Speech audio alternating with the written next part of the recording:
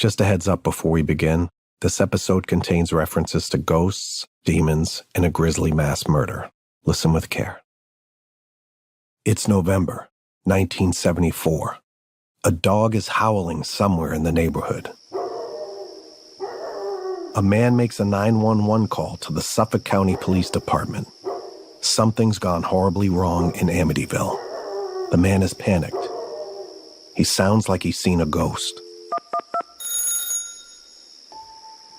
Moments later, police arrive at a Dutch colonial house on 112 Ocean Avenue in the quiet suburb of Amityville. Amityville is a small, affluent town in Long Island, New York. And on this night, it's darker than usual outside. Pitch black, some said.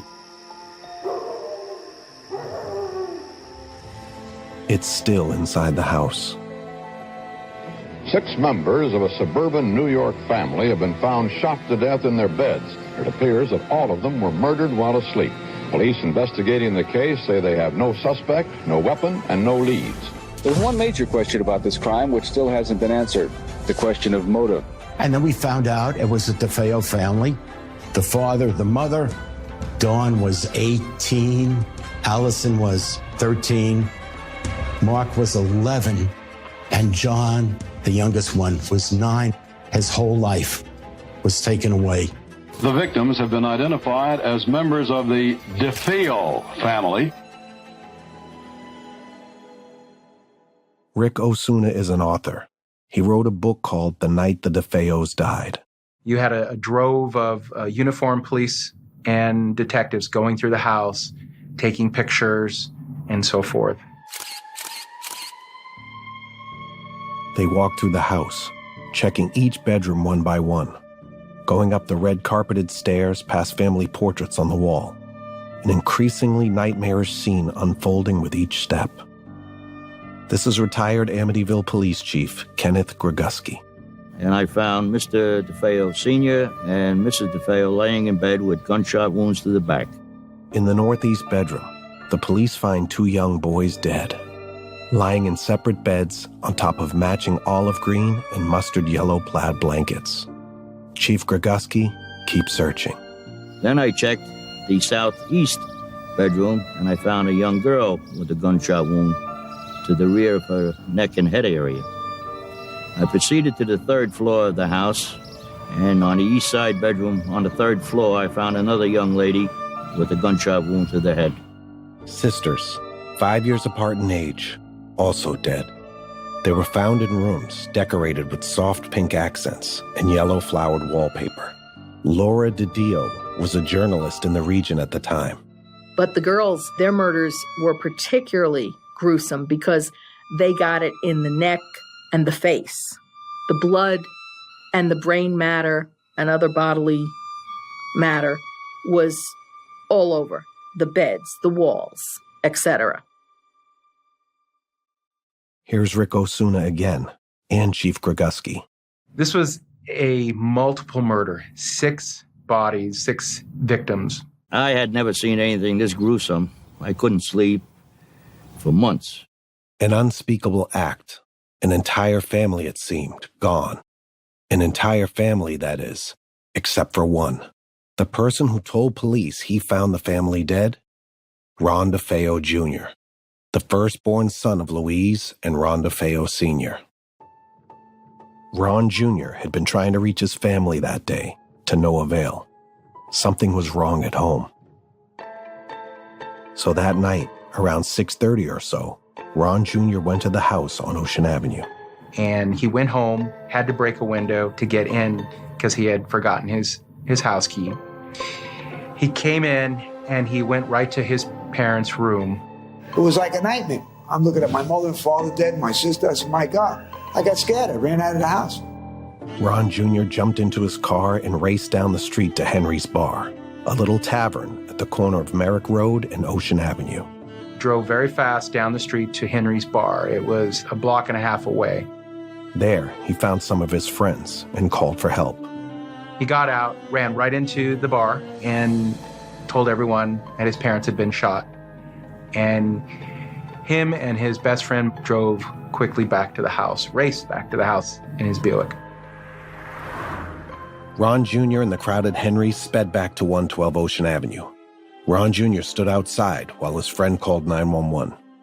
The only survivor of the family, 23-year-old Ronald Butch DeFeo Jr., was said to have discovered the bodies. Soon, word about the DeFeo murders got out and shocked the town of Amityville. And you've more than likely heard something about this story, but not in the way we're going to tell you about it on this podcast. Here's Paula Uraburo. She grew up in Amityville. Until the murders happened, Amityville was just another town. And then this horrible thing happened. And now it lives with this shadow hanging over it. People, if you say Amityville, they immediately think Amityville Horror, which is not what any of the people who live there want it to be known for. In the nearly 50 years since the murders, this grisly tale has taken on a life of its own. It's been turned into movies, books, and TV shows. And since this fateful night, some have reported the house is possessed, that there's some kind of paranormal activity at 112 Ocean Avenue. This is Joel Martin, a radio host. Before you know it, people are talking about this house allegedly being haunted. The story got bigger and more embellished and more fantastical, if you will. They claim that some black slime is oozing out of the walls. The toilet bowl has filled up with black slime. From mind reading to ESP to ghosts flying to levitating to doors flying off hinges to demons. Some believe it's not just the haunted nature of the house that caused the murders way back in 1974. They say the house remains haunted, even to this day. In fact, you can drive to the house right now if you want. It still stands on Ocean Avenue. Here's Paula. They put up a fence. They changed the address to try to fool people or to hide the fact that this was now the Amityville Horror House, not because of the murders that had taken place, but because of the subsequent book and the movies that came out hyping this whole idea of, this supernatural whatever. So it still persists to this day. Here's writer Rick Osuna again. And the sad point is, you don't need supernatural, you don't need demons and ghosts, and you don't need bleeding walls or black toilets. The story, the true Amityville story, is horrific. It's a dark story. It's scarier than two Amityvilles combined.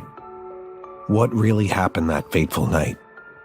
Who took the lives of this innocent family and rocked a town to its core? And are the ghosts of the departed DeFeos still present in that house? That's what we're here to find out. Because we all know in life and in death, there are no coincidences. From HLN, this is Very Scary People, the Amityville Murders. I'm your host, Donnie Wahlberg. Yep, I'm the guy from New Kids on the Block. I'm also an actor and a producer. You might also know me from the Saw series about the Jigsaw Killer or The Sixth Sense. And now on this podcast, we're going to dive deep into the mysterious and complicated story of the Amityville murders and what, if anything, those murders left behind. This is episode 1, Small Town Murder.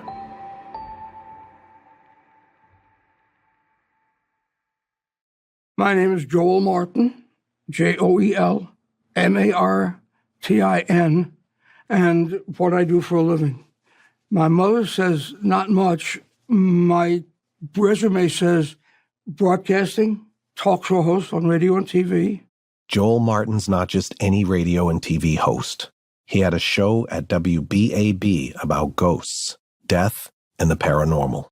The paranormal came to me a couple of years before the Amityville Horror story. But in 1974, he worked for the wire service, United Press International. He was a stringer, basically taking reporting assignments on Long Island. It was one of his first jobs in journalism. Joel was young and getting his feet wet, but he was a Brooklyn kid, used to seeing some pretty dark stuff like burglaries and murders. There wasn't a lot that could shock him. Let's go back to the middle of the night, on November 13th, 1974, when Joel's phone rang. It was his editor calling. And she says, Martin, I said, yes, can I help you? It was in the newsroom at the radio station, my office. He says, hurry, get to 112 Ocean Avenue in Amityville. That's near you. You're the closest reporter we have. Get there and quick. There's been a mass murder. A mass murder in Amityville. Population 9,700. Joel could hardly believe it, but he and his producer got in the car and sped over. Already, neighbors were gathered outside the Ocean Avenue house. Police cars lined the street. And there are lights, big spotlights, brighter than anything I'm used to being on television even. And the crowd is very quiet. I've never seen a crowd that quiet. It was unbelievable. For me, it was upsetting. Joel and his producer stood across from the big gray Dutch colonial house, joining the growing crowd of people, trying to piece together what happened, trying to understand what could have possibly happened on such an idyllic street, such an idyllic town. Was a killer on the loose? The scene was surreal, and it was morbid at the same time. It kind of gave you the chills. And it was not a cold night at all for November, for that time of year. There was a lot Joel couldn't understand, but he knew one thing for sure. This was an assignment unlike any other. The story was just horrible. It was a horrible story for Long Island. And while I'm standing there, we're just watching bodies come out and cameras going off and police and officials and vehicles and lights. One by one, police carried out the bodies on stretchers. Joel counted them. 1, 2, 3, 4, 5, 6 bodies in all. Each body was on a tarp. It was covered, of course, and it was on like a kind of a stretcher or a gurney. And one of the little boys accidentally, the victims, fell off. And I saw the little boy fall off, and everybody goes, oh, and they gasp. Joel got a good look. It was one of the DeFeo sons, a young kid, not even a teenager.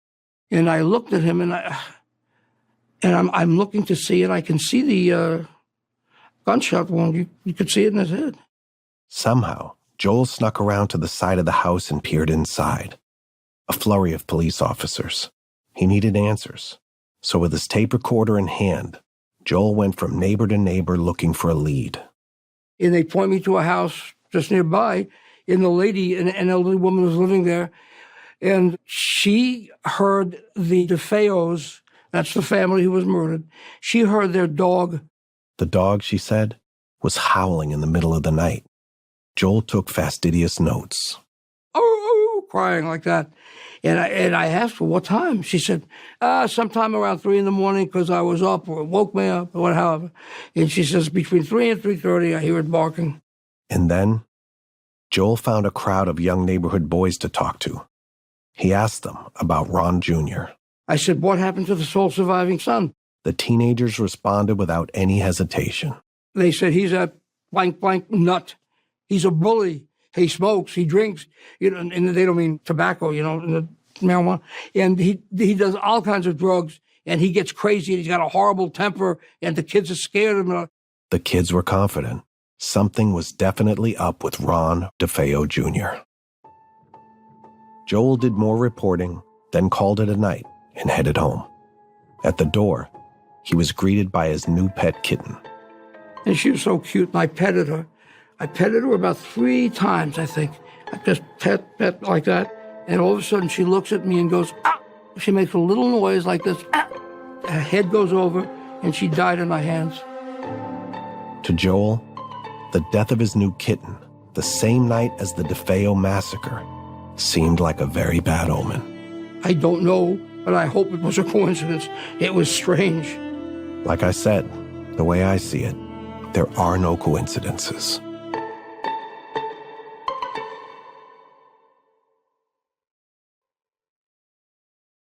Let's pause for a moment and consider the scene of the crime. In the 1970s, Amityville was not the kind of place where you'd expect to encounter a mass murder. It may have been an hour or so outside New York City, but it may as well have been on another planet.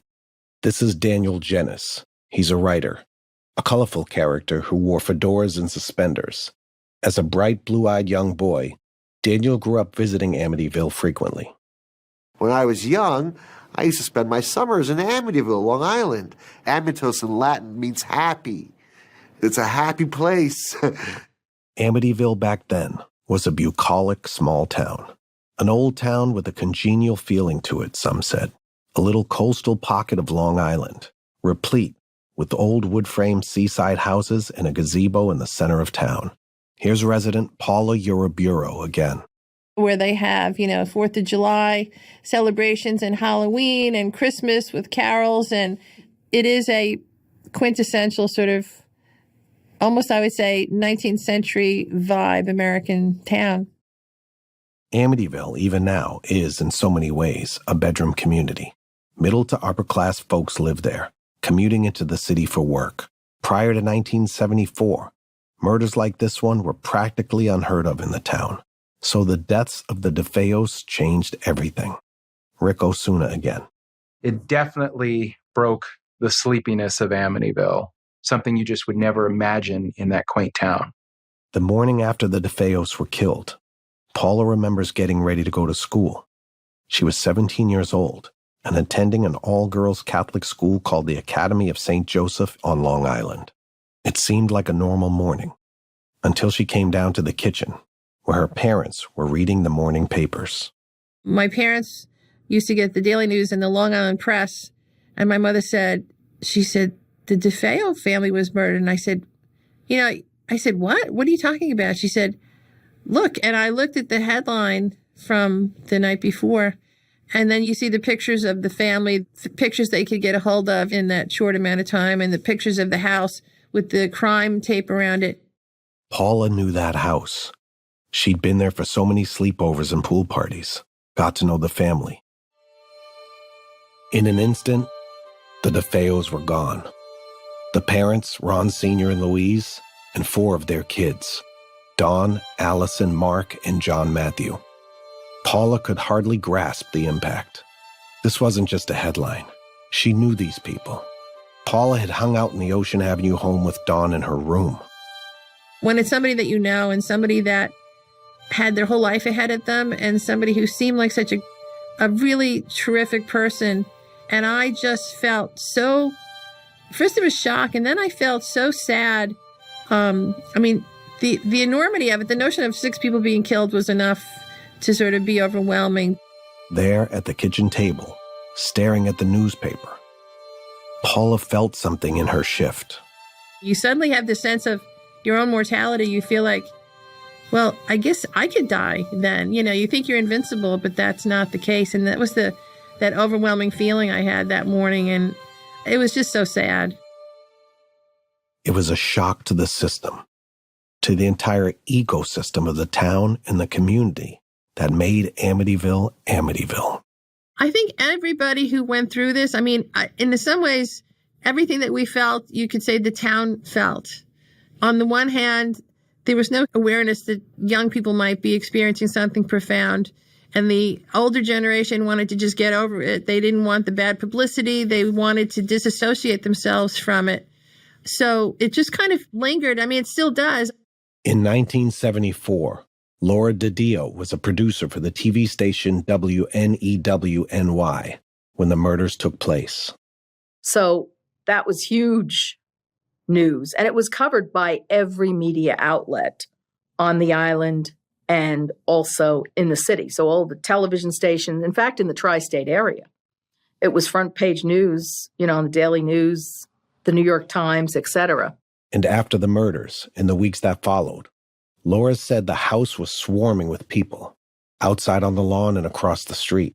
It was hard to even imagine something so gruesome happening in a house like 112 Ocean Avenue. It was stately, with big windows facing the road and a fountain out front.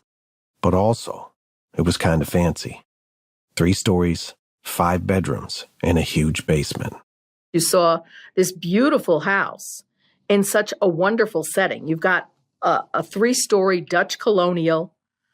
It's got beautiful grounds. It's got a boathouse, an outdoor in-ground swimming pool. It's got a boat dock that backs right up to what they call in Amityville the canal, but is actually the Amityville River. Inside the house, The rooms were each distinguished by different patterned wallpaper, depicting flowers, polka dots, buildings. Yellow carpeted stairs led down to the large basement where the kids would hang out and play a game of pool. Majestic oil paintings of each family member hung along the staircase that led to the second floor. Paula Uriburo was friends with the eldest daughter killed, Dawn DeFeo. One time when they were hanging out, Paula remembers Dawn talking to her about the oil paintings. Apparently, Dawn's father, Ron Sr., really wanted to prominently display them in the home. He was insisting they have these sort of portraits like this as some sort of 19th century Gilded Age family. I remember going up the stairs. She wanted to show me her room, and they weren't there yet, but there were places for where these portraits were going to be along the staircase. Now, the portraits memorialized the DeFeo family as investigators and coroners went about their work in the house. The DeFeos were gone, and according to Laura DiDio, the whole thing was unthinkable. That against this pastoral scene, there would be such a horrific act, as would be the unthinkable media frenzy that followed. You've got all of the police, forensics, ambulances bringing out the 6 bodies in body bags, on stretchers, and 4 of them were children, ranging in age from 9 to 18. So 18 isn't a child, but it's still pretty young. And the murders themselves were very gruesome because the family had been shot at close range in their beds within a 15-minute time span approximately. And it was with a very high-powered 35 caliber Marlin rifle that is very, very noisy. So why didn't anyone hear the gunshots? Why was the only sound reported that of a dog barking, the DeFeo family dog, in the otherwise dark, still night? Here's author Rick Osuna. The rifle used in the murders, it was a cowboy gun. It was a Marlin rifle, .35 caliber. One shot of that gun, even if it was in the house, would have woken half the street, let alone all the gunshots that it took to kill 6 people. So originally, one of the fascinating aspects of the story was nobody heard the gun. Nobody heard the rifle shots. How could a cowboy gun that loud not have woken anybody up? And according to the coroner and the autopsy reports, they were not drugged, which is another big mystery here. Why didn't anybody really wake up or try and defend themselves? Why were they all found face down? Nobody has ever been able to explain that. Dr. Ziv Cohen is a forensic psychiatrist living in New York City. He spent lots of time studying the murders and trying to find the answer to just that. The first thing you're going to do is look at the crime scene and try to understand what occurred in the house. And there's no evidence of a struggle. So many questions remained unanswered. And while the noise in the press and on the front lawn of the DeFeos' home had now become deafening, the truth about what happened that night remained, in the early days of the investigation, unknown.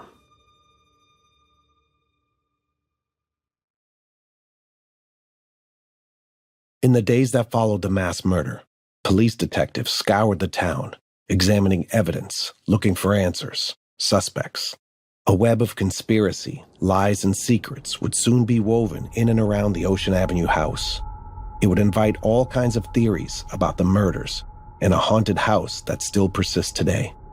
Walls oozing with slime, cold breezes wafting throughout the house, a spate of people who died from heart attacks who were in some way, shape, or form connected to the DeFeo house.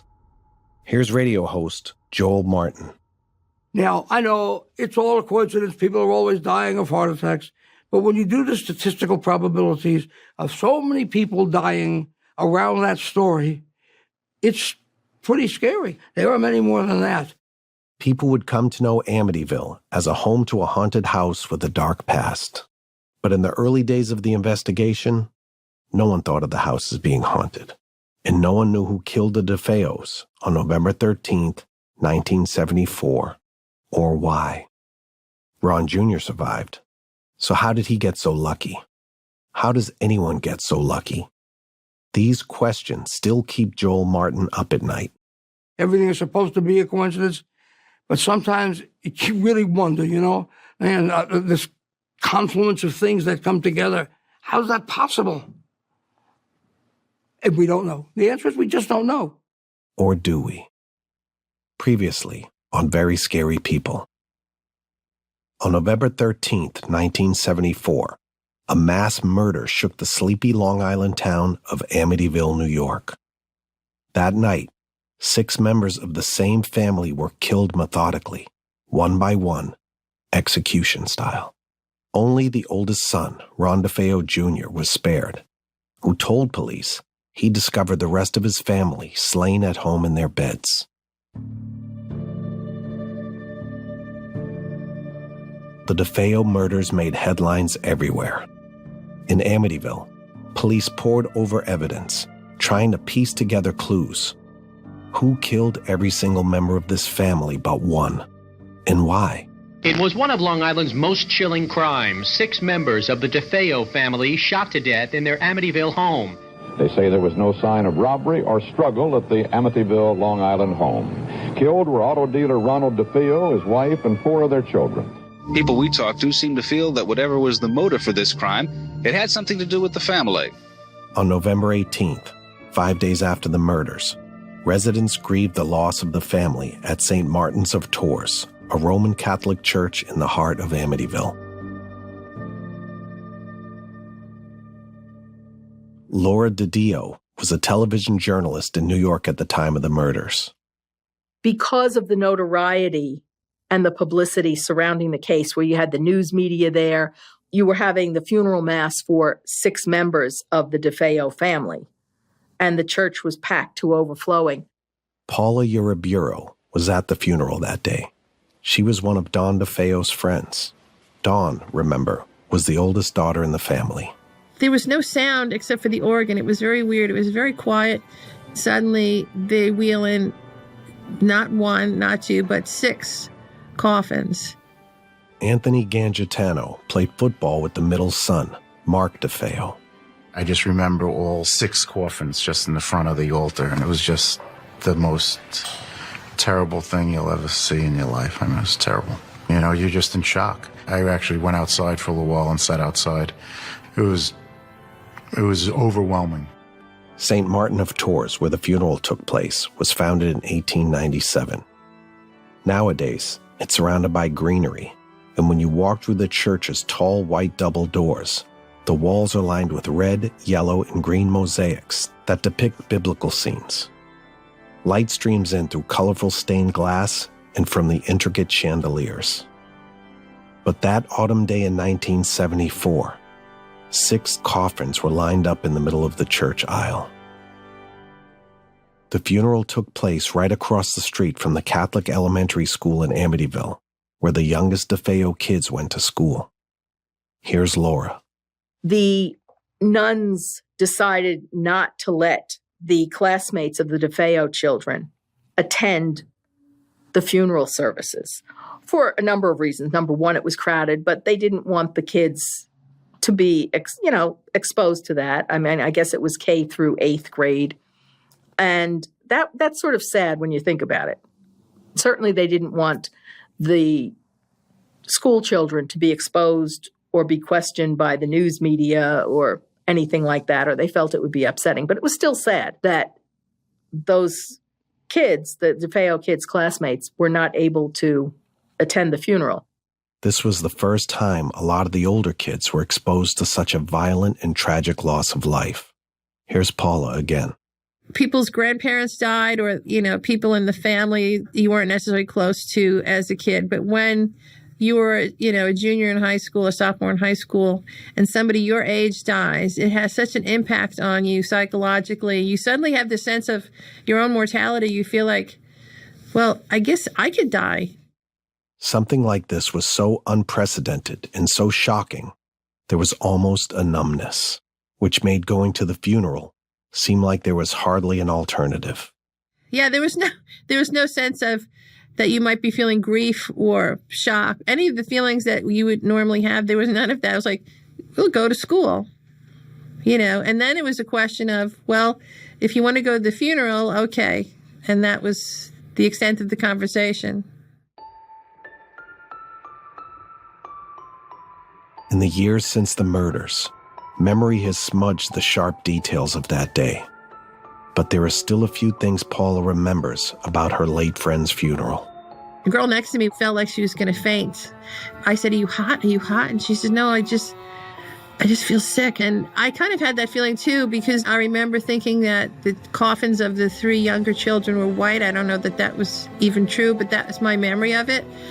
But I remember thinking, so there were 3 adult-sized coffins and then the 3 children. And I remember thinking, Dawn is in one of those adult-sized coffins. That day during the funeral, the church was packed with neighbors and loved ones. It was so heartbreaking. And again, to me, there was no sound. Every once in a while, you'd hear a sob maybe, but that was it. They wouldn't let us go out until everyone had filed out of the church. So when we went out, all we saw was this huge procession of the hearses now going to the St. Charles Cemetery. I mean, it really was a surreal kind of experience. And in a strange turn of events, police wouldn't let Ron DeFeo Jr. attend his family's funeral. They wanted to keep him under the watchful eye of police, they said. Rick Osuna wrote the book, The Night the DeFeos Died. Like we said in the last episode, Rick is one of the preeminent experts on the murders. In turn, he never got to say goodbye. I don't even think he's really ever got to properly grieve for his family, especially his brothers and sisters. You have to understand that he really loved his brothers and sisters very, very much. But look a little closer, and you'll see the cracks within the family begin to appear. From HLN, this is Very Scary People, the Amityville Murders. I'm your host, Donnie Wahlberg. This is episode 2, Meet the DeFeos.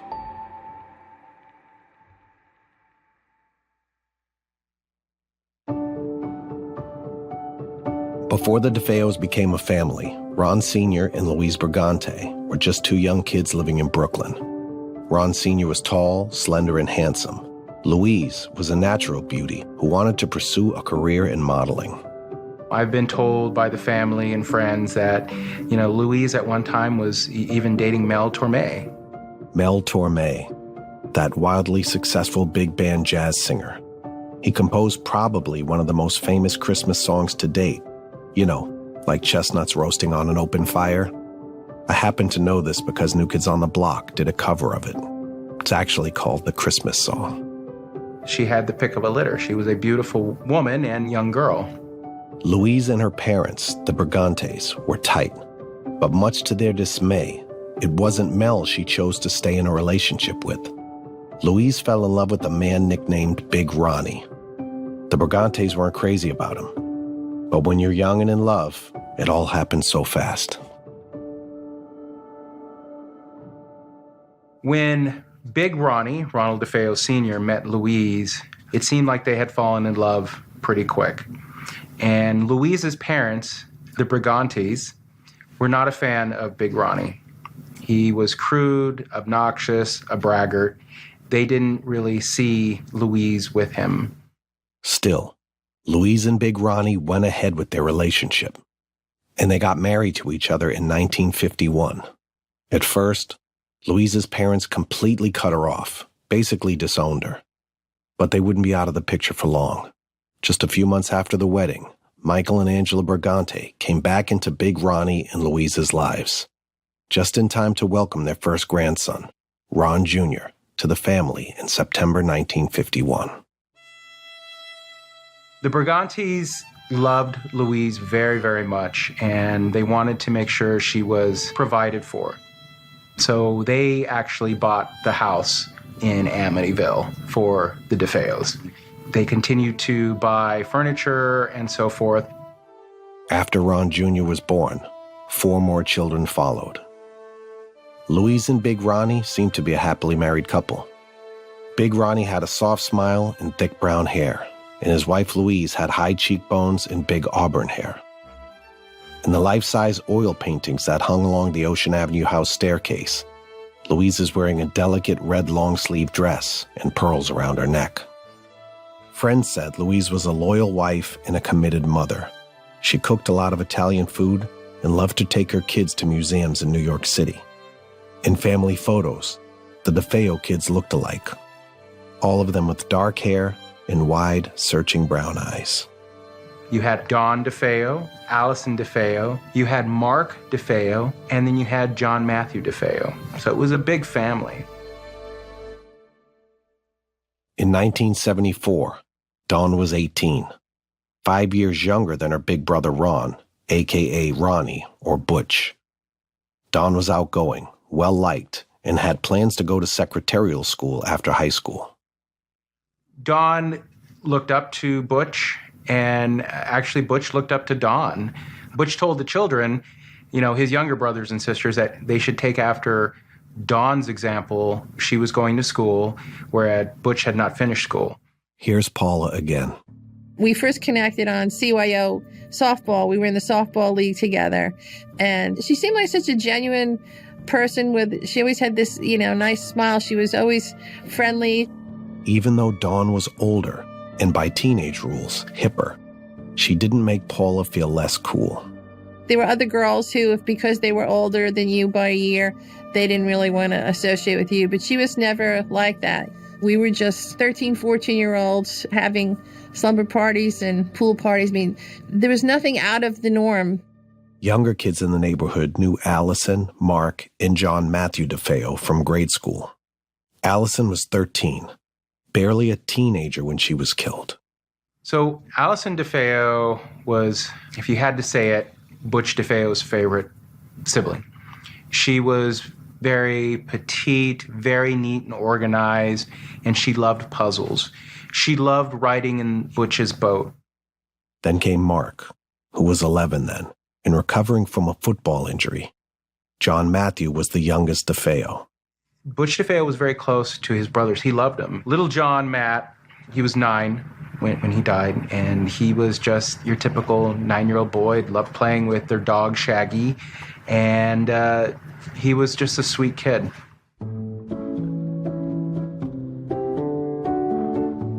The family had money, but the kids didn't flaunt it. Here's journalist Laura DiDio. They did not walk around like, hey, we're rich kids flashing money. They had normal lives. They rode their bikes. In those days, before computers, before the internet, before video games, you went and you played outside, or you went over to your friends' houses and visited. They were happy. They liked their siblings. In a lot of ways, the DeFeos were your average white middle-class family living in the suburbs. They were well-adjusted. They had a lot of friends and engaged in all of the normal activities for kids their age. In other words, they were, pretty normal. At least that's how Dawn's friend Paula remembers it. The pool parties were fun, and there was nothing out of the norm. You would never think that there was anything weird, anything that would happen that would disrupt this, typical suburban 1970s childhood. The two became friends playing softball together. Paula remembers what Dawn looked like as a teenager. She had a very round face, and she was just beaming all the time. And I remember she had this long, really long hair that we always marveled at it. And we used to joke with her that when we were playing softball that it was going to get in the way. But she would never put it in a ponytail. That was sort of her crowning glory. Paula remembers being really impressed by Dawn. She was confident and not afraid to bend the rules. I think the one I smile about is we all had recess at the same time. I was in 7th grade. She was in 8th grade. And the nuns were very strict about having your shirt tucked in, and you had to have your skirts at a certain length. And I remember her looking and doing what we all did, which was to roll up our skirts a little bit to be in fashion and to be cool. I saw her do what we all did when we weren't around our parents. And I remember thinking, wow, she's crazy because the nuns are going to say something. I looked at her and she smiled at me as if to say, you know what I'm doing, right? And it was like this little moment, and I just remember that. So funny. That was who she was, Like so many teenagers, Dawn wanted to get away from her parents after high school. This naturally created some strife in the family. She wanted out of the house, and she was willing to do just about anything for it. Dawn had a boyfriend named William Davidge. He was the same age as Dawn. His family had moved to Florida from Long Island, and Dawn longed to start a new life with him.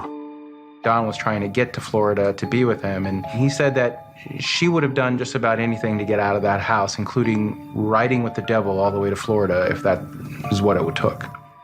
In an affidavit, Davidge wrote Louise and Big Ronnie wouldn't let Dawn move away. He also said Dawn would use Butch for money, and talks about a time Butch gave him cash to take Dawn to the high school prom. So what was it? Was Dawn running to Florida or away from Amityville? The more investigators looked into the DeFeos, the more details began to emerge about the family. Remember Dr. Ziv Cohen from our last episode? He's the forensic psychiatrist who studied the Amityville murder case closely. Dr. Cohen says children who are abused at home, more often than not, keep the abuse to themselves. It's very common that the families are extremely good at hiding it. In fact, nobody is better at hiding it than the kids. And the kids learn from a very young age what is okay to talk about outside the family and what is not. In his research, Dr. Cohen also found there was some tension between siblings, and the way Ron Jr. spoke about his younger siblings after the murders felt stilted and disconnected. When he talks about them, it's very superficial. There's very little sadness, if any, that I can see about their deaths. He'll say things about Mark and John like, we would always play in the car, or I would take them for a drive. It's these very flat anecdotes. There's very little emotional complexity. There's no real sense for who they were as people, which is what you usually hear when someone talks about someone that they have real love for and that they're grieving for. They will share certain anecdotes that really give you a sense for who that person was in life and the quality of the relationship. Dr. Cohen says Ron Jr. had real issues with his sister Dawn. So when DeFeo talks about his siblings, I think what's most notable to me is the callousness with which he talks about them. Certainly about Dawn, he talks about her with clear hostility.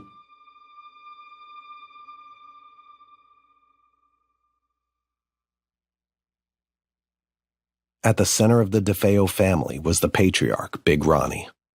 Laura DiDio says he was a man with a big personality who had a reputation.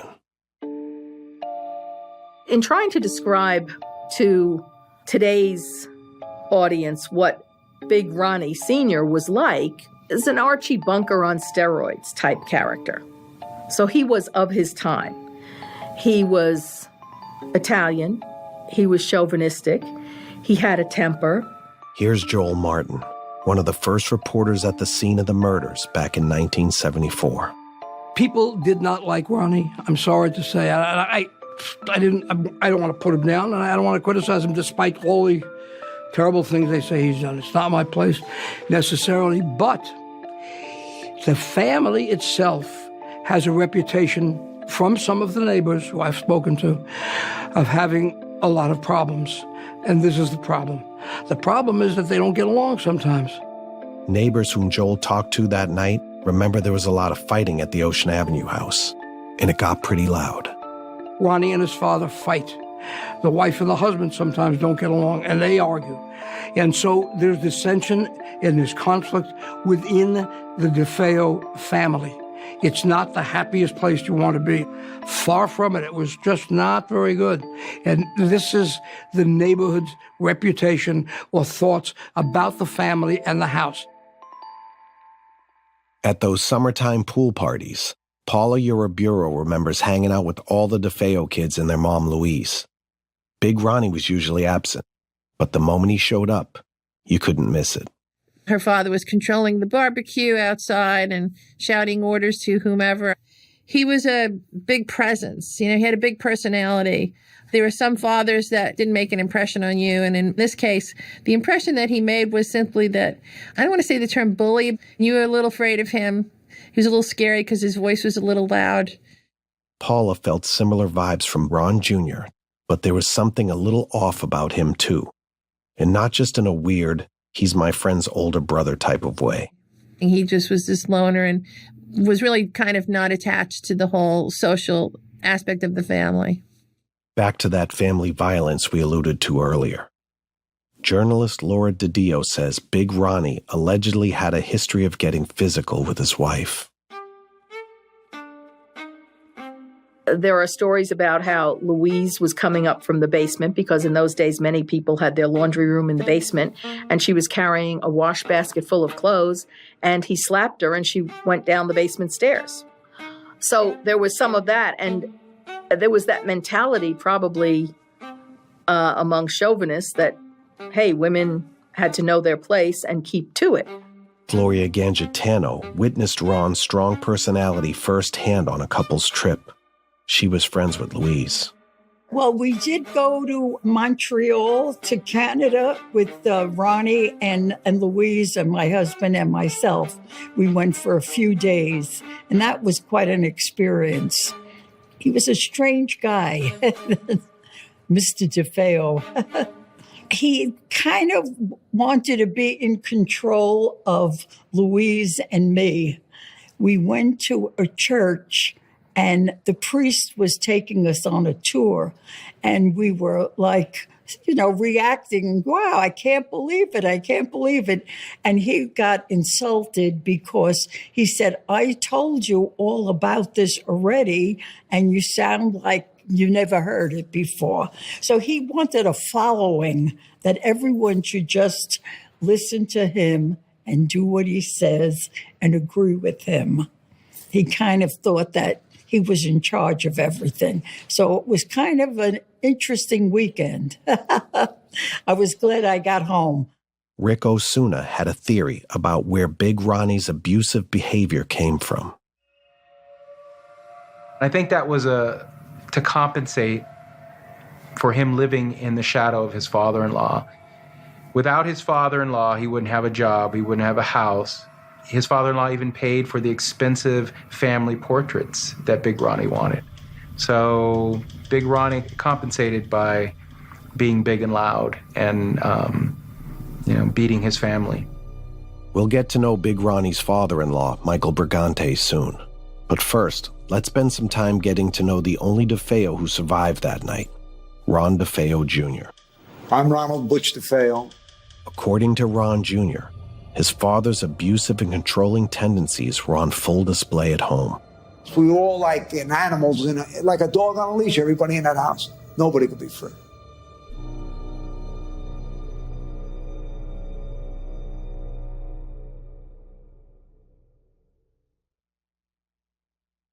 Rick Osuna refers to Ron DeFeo Jr. by his nickname, Butch. Rick's own journey with the Amityville family started in 2000, when he was a researcher working on a History Channel documentary about the murders. After the project was over, he followed his curiosity to learn more about the DeFeo family. That led him to Ron Jr. Rick would later get to know Ron Jr. pretty well. The abuse at the hands of his father started early. Rick says that Louise's brother once saw Big Ronnie push Ron Jr. into a wall when the child was just 2 years old. They'd all been sitting in the basement just watching TV. Sometimes Big Ronnie would be affectionate and playful. The next moment, he got physical. And things didn't get easier as Ron Jr. grew older. Rick says as the firstborn DeFeo son, the pressure to excel was really high. By the time Ron Jr. was in his 20s, he was a stocky guy with a full beard and thick bushy eyebrows. But as a kid, Butch was overweight, and his dad didn't let him forget it. It took a toll on Ron Jr., a.k.a. Butch. Butch DeFeo, when he was a teenager, took a lot of speed to lose weight. He wanted to get skinnier, and he got into drugs and alcohol. Here's Ron Jr. in an interview from 2014. Every day I got high. I used heroin. I was using a lot of heroin back then. I was drinking to excessively, scotch on the rocks. It's hard to tell which came first for Ron Jr., the drugs and alcohol, or the run-ins with the cops. But in his teens, he started getting into trouble with the law. He did get arrested prior to the murders for grand larceny, stealing an outboard motor. And so Butch He would never look for trouble, but he would never run away from it either. At 23, Ron Jr. was in and out of trouble, but his mom, Louise, looked the other way. Rick recalls Ron Jr. was particularly close with Louise. Butch was her pride and joy. The relationship strained over the years because Butch started blaming his mother for allowing his father, her husband, to get out of control with the abuse. Louise's friend Gloria believed there was something sinister about Ron Butch DeFeo Jr. Louise used to tell me that Butchie was bad. I didn't know what she meant, but she said, no, Butchie is bad. You know, he's always troublesome. So there was sibling rivalry and physical abuse in the DeFeo household on Ocean Avenue. And Rick says there was something else. Folks in Amityville knew they were connected to the mob as well. And so, investigators began to follow a new lead. Did the mob have something to do with the DeFeo murders? I knew something bad was going to happen to my mother and father. I didn't know when it was going to happen. I didn't know who was going to do it, but I could say that I knew something was coming. Previously on Very Scary People, we got to know the members of the DeFeo family. As it turns out, this family that seemed picture perfect on the surface of things wasn't so perfect after all. It was a household twisted by abuse and sibling rivalry. And on November 13th, 1974, all but one DeFeo was killed in cold blood. This bulletin from the WOR newsroom. 6 members of one family have been found shot to death in their night clothes in their expensive home in Amityville, Long Island. The only survivor of the family, 23-year-old Ronald Butch DeFeo Jr., was said to have discovered the bodies. Were these unspeakable murders the end result of a dysfunctional family gone wrong? Or could something else have been at play? It was interesting that all the bodies were found on their stomach and hands were raised, but they were not awake.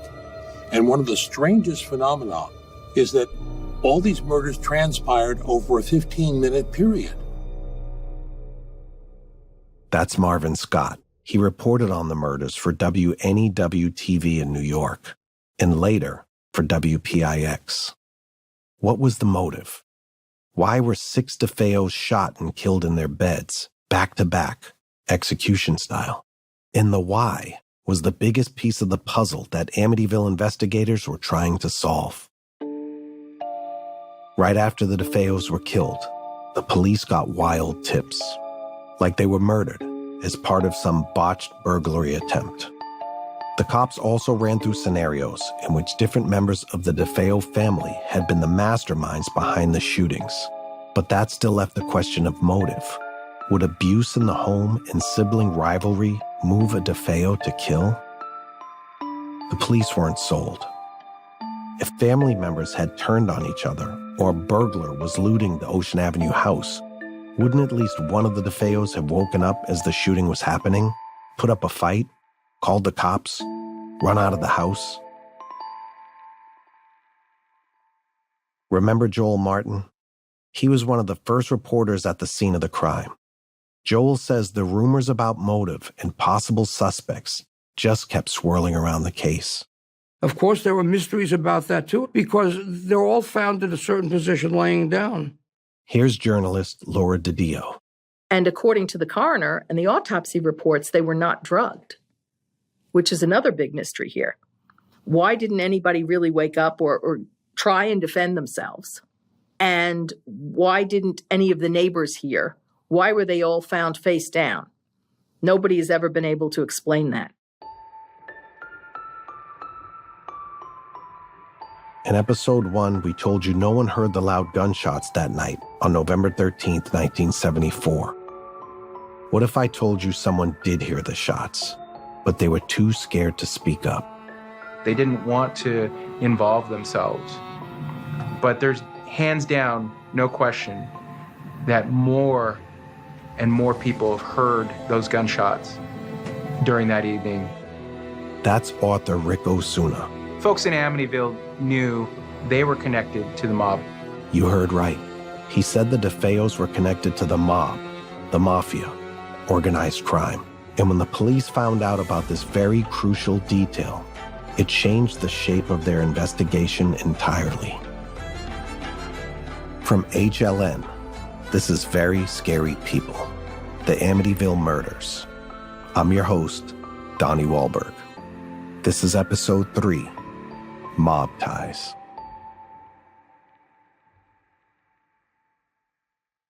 As we told you in our last episode, the Brigantes weren't crazy about their daughter Louise marrying a man like Ron DeFeo Jr., a.k.a. Big Ronnie, a man who was allegedly loud, controlling, and physically abusive towards his wife and kids. But they loved her. That's why they bought Louise and Big Ronnie a sizable house on a canal on Long Island's South Shore with a big yard and a pool. The Brigantes wanted to get to know their grandkids, too.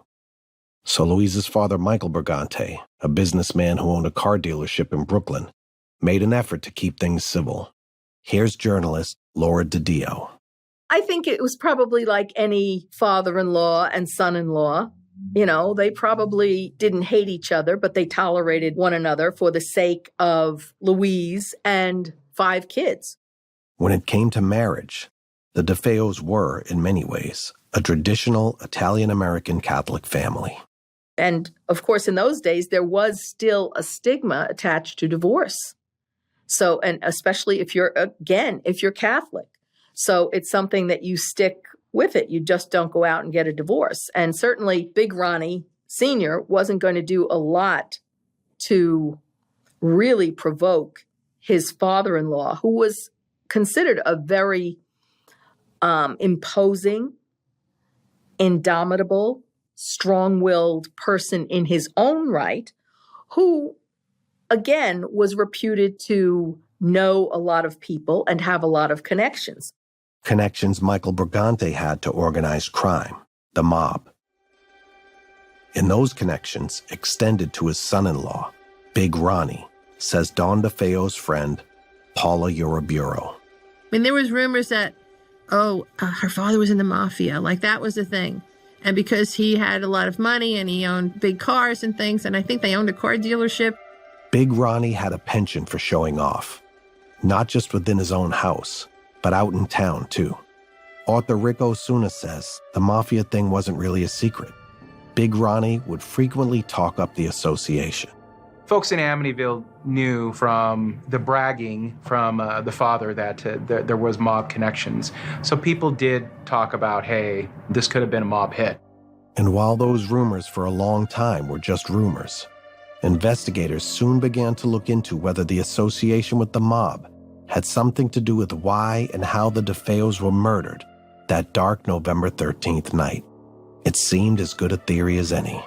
Putting this in the context of the times, back in the mid-'70s, early 80s in New York, you had a lot of mob hits going on. And so the Italian mafia of the time, this is, prior to what we see today with, drug cartels from Mexico or Colombia, were pretty prominent in the news. The mob was a legitimate threat, and police took that seriously. Especially when it came to keeping an eye on the only DeFeo still standing after the murders in late 1974, Ron DeFeo Jr. The only survivor of the family, 23-year-old Ronald Butch DeFeo Jr., was said to have discovered the bodies, and police said that for his safety, they're holding him in protective custody. Ron Jr. helped investigators corroborate a mob lead, according to TV journalist Marvin Scott. When the murders were uncovered, of course, Ron was pulled in and questioned, and he initially said that this was a mob hit. He named someone, and police immediately put Ron DeFeo in protective custody, fearful if they got the whole family, they would get him as well. And as police pursued this lead that the mob killed the DeFeos, they connected more and more dots between the mafia and the family. Daniel Jennis is a New York writer who knew Ron DeFeo Jr. well. He confirms Big Ronnie had ties to organized crime. His father, he was not a mafia member, but he was somewhat of an associate. and had made some money with the mafia and owed favors. It wasn't just Ronnie. There was apparently another family member with mob connections. One of Ronnie's uncles, Pete DeFeo, was reputed to be a member of the Genovese crime family. Here's Ron Jr. talking about his father's connections to the mob in a documentary about the DeFeo murders from 1995. My father was involved with big people in organized crime. The Genovese crime family was one of the most notorious crews in the American mafia. They were one of 5 mob families that dominated New York City. Genovese crime family members allegedly ordered murder contracts and dealt in illegal gambling and labor racketeering. In other words, these people were dangerous, and they had enemies. So you have ties to the Genoveses on Ron Sr.'s side. On Louise's side, the mob seemed to be connected to Michael Brigante's Buick dealership in Brooklyn, says Rick Osuna. Brigante Sr. ran a Buick dealership in Brooklyn that was a mob front for a lot of dirty mob business. It was the Brigante Call Buick dealership in Brooklyn on Coney Island Avenue, between the Kensington and Flatbush neighborhoods. Michael hired his son-in-law, Big Ronnie, to run the service side of the shop. In an interview released in 1995, Ron Jr. said outside of fixing and selling cars at the dealership, other big deals went down related to loan sharking, real estate, land development, and oil. They had their hands in a lot of different things. But decades later, Ron Jr. went back on what he said and defended the business. It was a legitimate business. They didn't do anything wrong in the Buick dealership. They took it outside. It was 3 body shops, in fact, at that time. And what actually transpired there, it was a legitimate business. The more investigators dug, the more details began to appear showing DeFeo's affiliations with organized crime.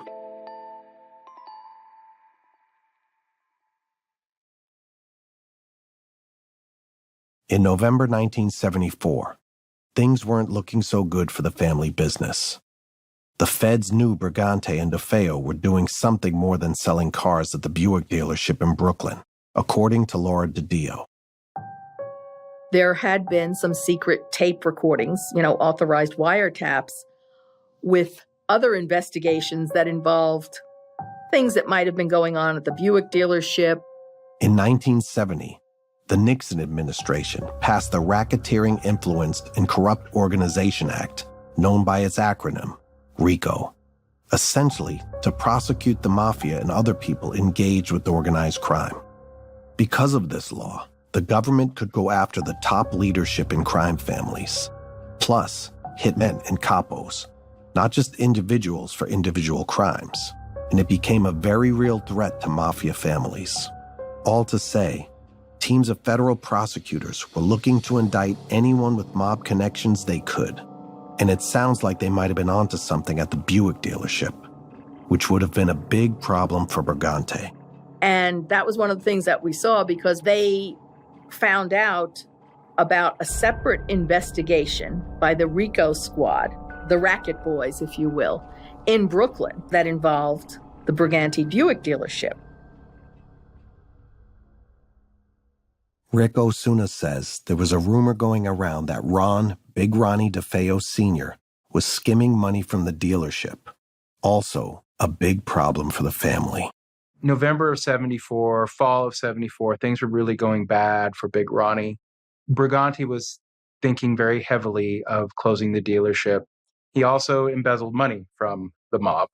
Big Ronnie was in charge of managing the ledgers for the dealership, which detailed all its business transactions, the customers, and who paid what when.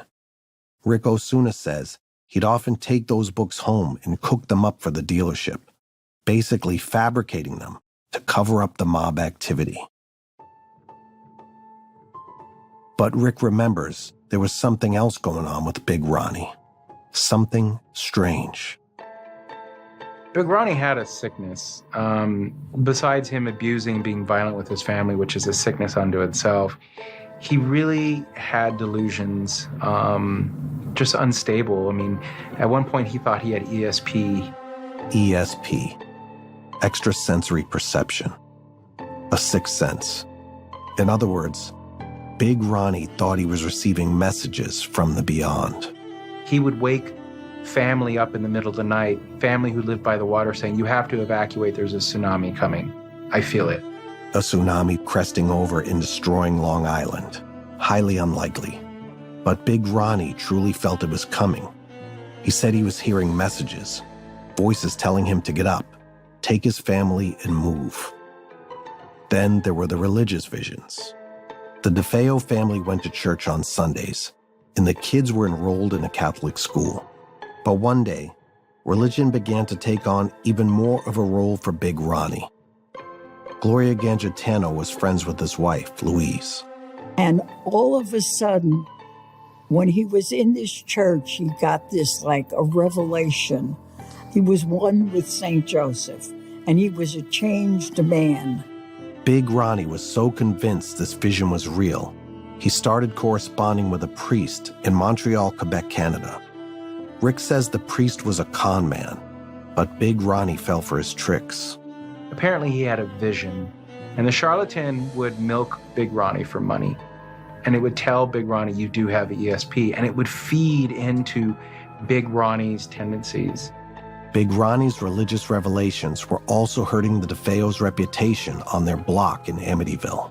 In front of the house, there are a lot of Catholic statues. Specifically in the front, there is a St. Joseph holding a baby Jesus, and Big Ronnie would come out and he would pray in front of that statue in his underwear. You heard that right. Big Ronnie would come out to the front yard in his underwear to pray to the statues of saints he'd installed in the front yard. Louise would come out yelling at her husband to come back inside because the neighbors were watching. He would threaten to beat her again because he had just gotten done beating her if she didn't go inside. And he would go continue praying in front of the statue. So it was a very chaotic, tumultuous household. And the neighbors didn't like it, of course, but they had become used to it over the years. Michael Brigante watched it all go down, but he looked the other way. Maybe he loved his daughter Louise too much. He knew Big Ronnie was embezzling money, but it was a mob-controlled business, so that would be a death sentence. And he knew he didn't want to hurt Louise. So that meant Big Ronnie had to do one big score. Put simply, Big Ronnie had to prove his worth to save his rear end.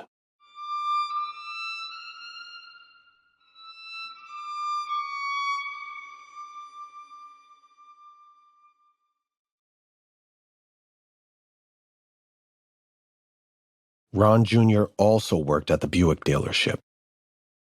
In the fall of 1974, he remembered his dad and grandfather were working on a big deal. They were getting ready to make a big move with a well-known man, but I'll keep his name out of it.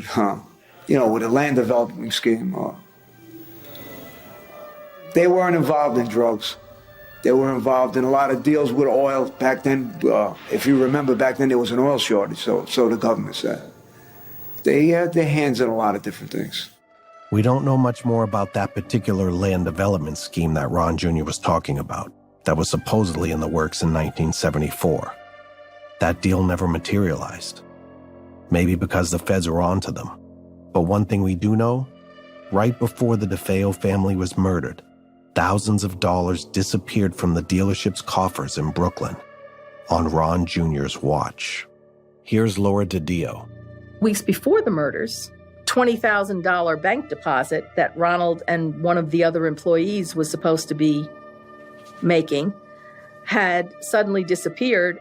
Some reports from the time say Ron Jr. believed he didn't make enough money working at the dealership, so he stole that nearly $20,000 for himself. Ron Jr. claimed he was beaten up and mugged, apparently at 2:30 in the afternoon, right around the corner from the dealership, according to media reports from the time. But his dad knew better. Apparently, so did police. When Ron Jr. told cops about the alleged mugging, he refused to come to the station to look at mugshots of possible suspects. And then, after the nearly $20,000 mysteriously went missing from the dealership, Ron Jr. came home with a brand new wardrobe. Now, I don't know exactly what Ron Jr. brought home after that alleged shopping spree, but based on what was popular in men's fashion in 1974, I can imagine he may have ended up with bell-bottom pants, long-collared shirts, and a couple patterned turtleneck sweaters. Anyway, whatever he bought tipped off his dad, and Big Ronnie was not having it. And the father was saying to him, "You took that money, didn't you?" That was the theory that went around, and he was denying it. Tensions at this time between Ron Jr. and Big Ronnie were high, and the mob played a role in this. As we told you earlier, it was suspected that the mob was involved with the dealership's finances. They would want to know where that $20,000 went. According to Ron Jr., his dad kept the ledgers detailing dealership transactions at the Ocean Avenue house in the basement. Ron Jr. said he found the books at his parents' house, burned them, and buried the remains out in the woods. The mob, he said, might come looking for those books, and Ron Jr. wanted them gone. I guess you could say he was also trying to protect himself. No one knows how connected Ron Jr. himself was to the mob, but the feds believed wiretaps proved he was certainly a player in the business.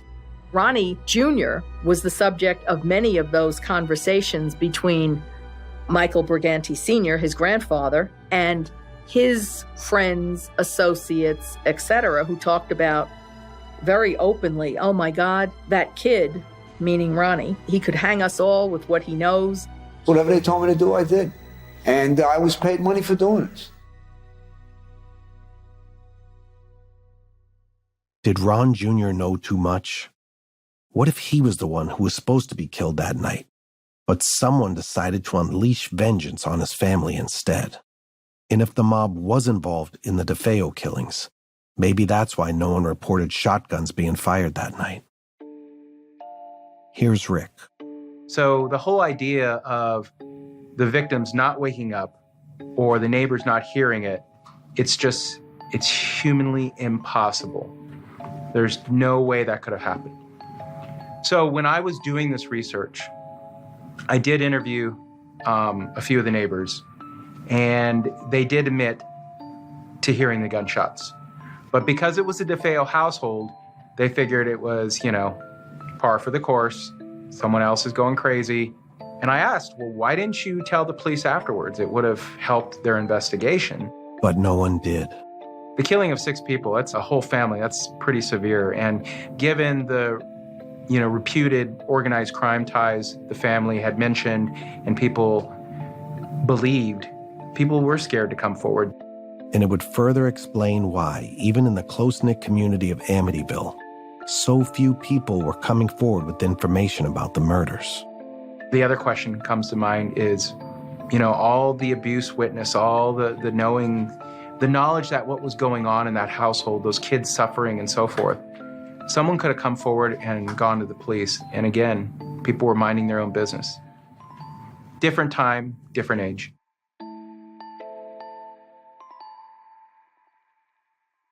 Just to recap where we find ourselves in late 1974. The federal government was investigating the Briganti DeFeo family dealership. There were rumors of mob affiliations, a strange religious experience that Ron Sr. had that required he find some money fast, and how a theft when that $20,000 went missing from the dealership on Ron Jr.'s watch might have fit into the puzzle. Then, 6 members of the DeFeo family are murdered, all but Ron DeFeo Jr. The DeFeo funeral takes place in Amityville, and the police search for motives, suspects, and begin to consider the mob hit theory. They even put Ron Jr. in protective custody in case the mafia comes after him, looking for that missing money. Writer Daniel Jennis says Ron Jr. had a theory about who killed his parents and siblings on November 13th, 1974. He told police Louis Fellini did it. Fellini was a supposed hitman who was allegedly often hired by the mafia to do its dirty work. So the police looked into Fellini's whereabouts on the night of the murders. The person was later found to have an alibi and could not have been in Amityville killing Ronnie DeFeo's family at all. So police crossed Fellini off the list. Ron Jr.'s lead proved to be false. Joel Martin was a longtime radio host for WBAB in Long Island. He recalls doing a ghost show about the DeFeo murders and getting a call from a man who identified himself as Michael Brigante. Michael Brigante thanked Joel that day for doing the show. Now, we don't know if Brigante had any involvement with the DeFeo murders. It was his daughter, son-in-law, and grandchildren who were killed, so seems pretty unlikely. Joel also doesn't buy the theory that the mob killed the DeFeos that. And I don't think Ronnie was involved, and I think that was just something that was a rumor and something that was said. If it was true, they don't kill their own children that way. It just doesn't happen, all right?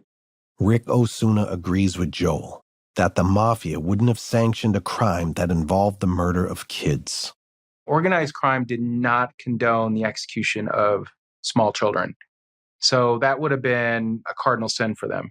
And there would be plenty of ways for, if they wanted to send a message, to do that without killing those kids. So, at this point in the investigation, the police also began to turn their attention to the only member of the DeFeo family who survived the night of November 13th, 1974, Ron DeFeo Jr. He threw out a lot of, wild theories. But within the first 48 hours, the focus had quickly shifted to him as the chief suspect and alleged killer. And that's what happened. Suddenly, the person offering the police information about who killed the family that night became suspect number one. Investigators say without explanation that they now feel young DeFeo was in the house at the time of the murders. Did Ron Jr. know more than he initially let on? When I started my research, it was the typical story that I knew about the murders, the DeFeo murders, that the older son woke up 3:15 in the morning, got his hunting rifle, and executed his entire family while they all slept face down in bed and nobody woke up. One thing led to another. I started going down this road. People would contact me. I would uncover information, and it just snowballed. What happened inside that house on November 13th, 1974, under the cloak of privacy and the sanctity of family, that brought about the tragic end of the DeFeos? Was there a demonic spirit in the house that moved Ron DeFeo Jr. to commit a mass murder? There is no question that he wasn't possessed. There's no question there weren't demons. There is no question that something horrible happened in that house. But Ronnie DeFeo is a victim here. Previously on Very Scary People, after 6 members of the DeFeo family were slain overnight in their home, police investigated every lead. After the only living member of the DeFeo family led police to believe that the DeFeos might have been connected to the mob, the police looked into it. Folks in Amityville knew they were connected to the mob. But the mob leads, fascinating as they were, felt like a dead end. The police weren't any closer to solving the case. And this is when the focus of the investigation turned to Ron DeFeo Jr., the oldest and only surviving member of the DeFeo family. The night the DeFeos were murdered, police conducted a thorough search of the Ocean Avenue home. They walked up those red-carpeted stairs in search of a weapon, or something, anything that they could use as evidence. But after an extensive search, there was no smoking gun. Instead, they found Ron Jr. He was sitting outside the house, crying, inconsolable. He had just returned from Henry's bar, where he had driven and asked for help upon finding his parents and 4 siblings dead. Now, Ron Jr. was back home, while police combed through the house for evidence. He was visibly upset, But he was, by his own recollection, nervous that night. He didn't want to get blamed for murdering his family. He had found them dead. It didn't mean he killed them. 6 people were dead. It was bad enough 1 was dead. I don't want this coming back on me. I was scared. I didn't want to come to jail for this. Here's a WNBC reporter asking the Suffolk County Chief of Detectives where the police were taking Ron Jr. on November 13th, 1974. What about Ronald DeFeo, the son, the surviving son? Ronald is being safeguarded by the Suffolk County Police at this time. Safeguarded. You don't safeguard a killer, do you? Rick Osuna wrote the book, The Night the DeFeos Died. So they got him in the car and they took him around the back to a White House, which served as the homicide headquarters. He was like, "What is this? What game are you guys playing?" They said, "Shut up, come with us." Shut up, come with us? Ron Jr. must have known this wasn't a good sign. He never wanted to go with the police. He wanted to wait until his grandfather got there. He was waiting to be with family. According to Rick, Ron Jr. was sure that if he needed a lawyer, his grandfather, Michael Brigante, who owned the Buick dealership in Brooklyn, would help. But by the time his grandfather showed up, Ron Jr. was already in police custody. Rick Osuna, as you might remember, refers to Ron Jr. by his nickname, Butch. He was pretty much carried, strong-armed, down the driveway into a police vehicle. You know, what Butch told me was he had to find a way to get rid of the small caliber handgun he was carrying. Yep. Rick says Ron Jr. was carrying a handgun that night. Obviously, he didn't want the gun to connect him to the deaths of his family members. So Rick says Ron Jr. stuffed it down the backseat cushion of the police car. How he got into a police car with a firearm on his person is another story. Different times, I guess. After securing Ron Jr. in the back of the squad car, the cops headed down to the 4th Precinct headquarters in Hauppauge. Taking him away, some said, was ostensibly for his own safety. The cops were worried the mob had something to do with the crime, and they wanted to protect the last living DeFeo. From HLN, this is Very Scary People, the Amityville Murders. I'm your host, Donnie Wahlberg. This is episode 4, The Confession.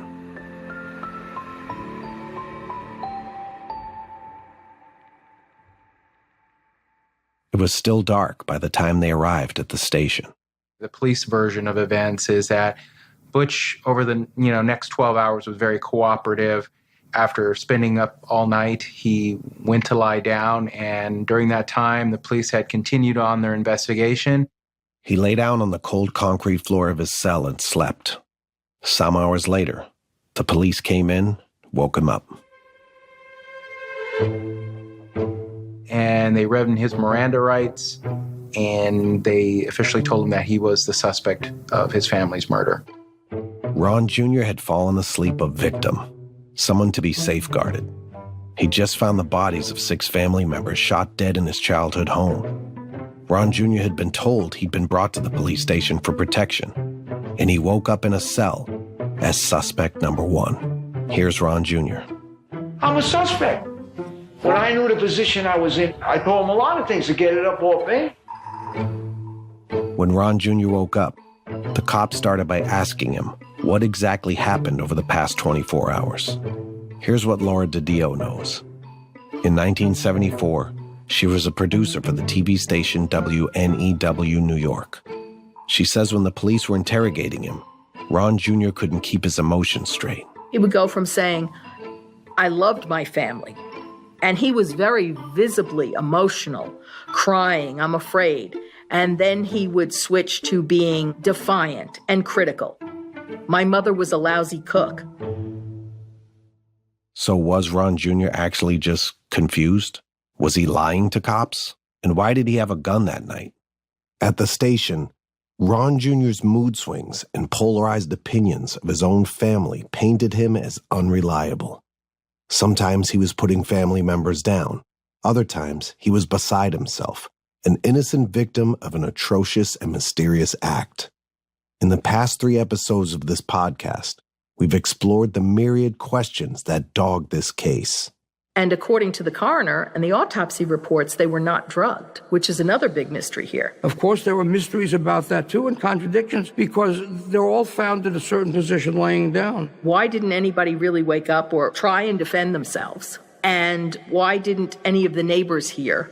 Why were they all found face down? Nobody has ever been able to explain that. And the big question remains, who committed the crime? But what if the answer was in plain sight the entire time? Many years after his family was murdered, Ron Jr. would tell Rick Osuna what he claims happened that fateful November night in 1974. And just a quick note here.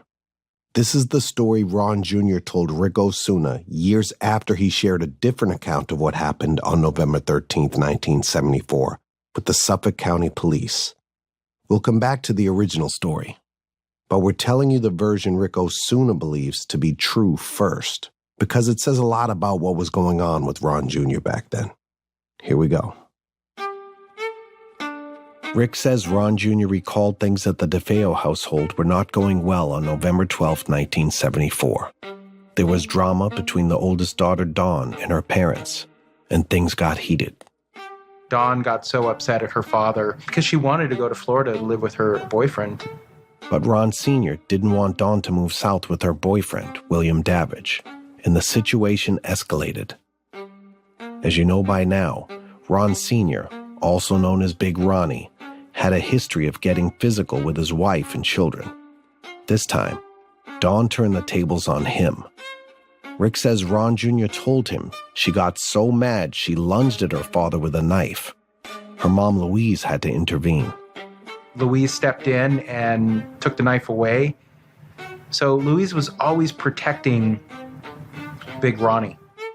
According to Rick, Ron Jr. wasn't living in Amityville at the time, but in New Jersey. That's where he was when he got a call from his mom. "Come quick," Louise told him. "There's trouble at home." Remember, Rick Osuna refers to Ron Jr. by his nickname Butch. Butch agreed to come home. He drove the 90 miles and he reached home. When he arrived at 112 Ocean Avenue, it was pure chaos, insanity. Ron Jr. took in the scene around him. He found, as he walked through the front door, his younger brother, John Matt, bleeding on the foyer. Big Ronnie had punched him in the face. John Matthew was at this time 9 years old. Ron Jr. knew his father was out of his mind. His dad was abusive. Ron Jr. had experienced it firsthand. For the most part, though, Big Ronnie had left the younger kids alone. Upon encountering his youngest brother beaten up, Ron Jr. was angry, so he went upstairs to confront his dad, passing the portraits of the family on the wall. So Butch took 2 steps at a time, left his little brother there, and saw that his father and Dawn were going at it. The mother had been, bloodied and punched, and Mark DeFeos yelling outside of his room, like, "Do I come out? Do I come out?" Ron Jr. says he found his mom, Louise, beat up, in a ripped nightgown, and his sister, Dawn, hysterical. And there was his father, irate. Ron Jr. locked eyes with his dad. Big Ronnie lunged at his son, but missed him, falling to the ground hard. Ron Jr. laughed at his father, down on the floor. Dawn and Louise started laughing too. Then his mom, Louise, started to tend to Big Ronnie. Butch was just shocked that here was his mother who was bloodied and her nightgown had been torn, and she's taking care of him like nothing had happened. After this incident, Ron Jr. says his family went about their day like nothing happened. Everything appeared to go back to normal. They all continued hanging around the house together. But it wasn't over. Far from it. Ron Jr. and Dawn had unfinished business. Ron Jr. didn't return to Jersey yet. Later that night, as the story goes, he and Dawn huddled in the basement. And just a heads up, this is where things begin to take a really serious turn. Dawn was really upset, saying, "We've got to kill them both because, mom's too far gone as well." They thought their mom had been brainwashed by their father. that she never defended the kids while they were being beaten by their dad, that she always took Big Ronnie's side. But according to Rick, Ron Jr. didn't take his sister's threat seriously. They weren't really going to kill their parents. He's like, everyone's placated now, just like a typical evening. So he told Dawn, gave her his car keys, said, just go, blow off some steam. Just get out of the house, Ron Jr. was telling his sister. Go see a movie or something. Dawn did leave for a while and came back later that night. Ron Jr. stayed at the Ocean Avenue house. After she got home, Ron Jr. and Dawn overheard Big Ronnie talking about them. Big Ronnie was saying Dawn should be institutionalized and that someone should kill Ron Jr. Kill Ron Jr.? This was the cruelest threat Ron Jr. had ever heard from his father, and Big Ronnie sounded serious. Rick says at this point in the evening, the whole family was under the influence of something. And you have to understand, by this time they were drinking, they were doing some drugs, so nobody was completely sober. And at first Butch laughed it off, but Dawn continued and said, they mean it this time. When Butch heard his mother start to cry, he felt that she had given in, that was it. She was no longer going to even stop anything.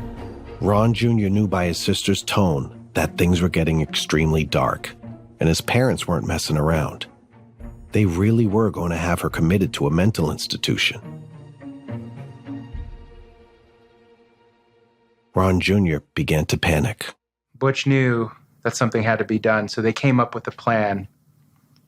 They would kill the parents. They would say it was a robbery. The smaller kids would be taken to Brigante's house, and they would stage it. The Brigantes, remember, were Louisa's parents. The younger DeFeo siblings would be dropped off at their grandparents' house. They would be safe there while Dawn and Ron Jr. killed their parents. At this point, Rick says all Ron Jr. could think about was his dad, Big Ronnie, who threatened his life just hours before. So Dawn and Ron Jr. went upstairs to their parents' bedroom. Well, Butch couldn't fire. He pointed the gun at his sleeping father. He couldn't fire. Dawn had enough, took the rifle, and shot the first shot. By that time, Butch took the rifle back, and his mother had popped up. And the rage inside him had built to a crescendo, and he shot his mother. Because he blamed her. He blamed her more than the sickness that his father had, because she allowed it to continue. That's Ron Jr.'s version of events, as told to Rick Osuna. It was unclear what plagued Ron Jr., what moved him to want to kill his parents in cold blood. Maybe alcoholism, maybe mental illness, or pure frustration and retaliation to years of abuse. Maybe his delusions of grandeur. But Ron Jr. believed his father was tearing apart the family. He'd had enough. Rage erupted inside him, moving him to take it out on his own mother. He shot and killed her. Back to November 13th, as Ron Jr. told Rick how it all went down. Don's shot hadn't killed Big Ronnie, so the patriarch got out of his bed and lunged at both of his children. And this man was 270 pounds, hence Big Ronnie. He charged at them. And it was a collective, oh my God, he's going to kill them. And Butch fired right as he made it into the hallway. It killed his father. His father dropped to the ground in a pool of his own blood. Big Ronnie was finally dead. But something had gone terribly wrong. Again, this is all according to Rick, who interviewed Ron Jr. after the murders. By that time, of course, cowboy gun, .35 Marlin, super loud, deafening. The kids are up asking, what's going on? What's going on? Wait, what? The kids were still in the house? No one had taken the young DeFeos to their grandparents. And Don is saying, if you leave your bedrooms, I'm going to give you the beating of a lifetime. Stay in your rooms. At this point in our story, Ron Jr. says he left the Ocean Avenue house to find a friend to help him stage the crime scene so they could later say it was a robbery. he instructed Dawn to take Allison, Mark, and John Matthew to their grandparents' house while he was gone. But when Ron Jr. returned to the house, he realized the kids hadn't gone anywhere. He raced up to his siblings' bedrooms, but it was too late. He goes into the room, he finds Allison, shot, dead. It was a horrendous wound. The wound was a disfiguring wound. It looked like it was meant to disfigure. It went right through her face, her beautiful face. The children were supposed to be safe. Now it wasn't just Allison who had been shot. His younger brothers were dead too, killed, according to Ron Jr., by their sister Dawn. Things had definitely not gone according to plan.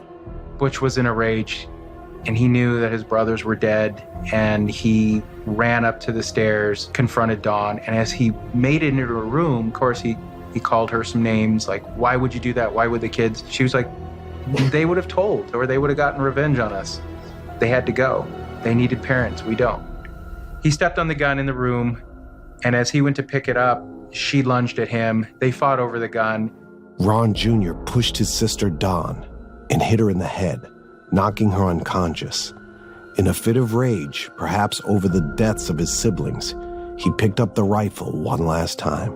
And she was flat on the bed trying to get up, and I shot her. I thought I had shot her in the neck, but I had shot her in the head.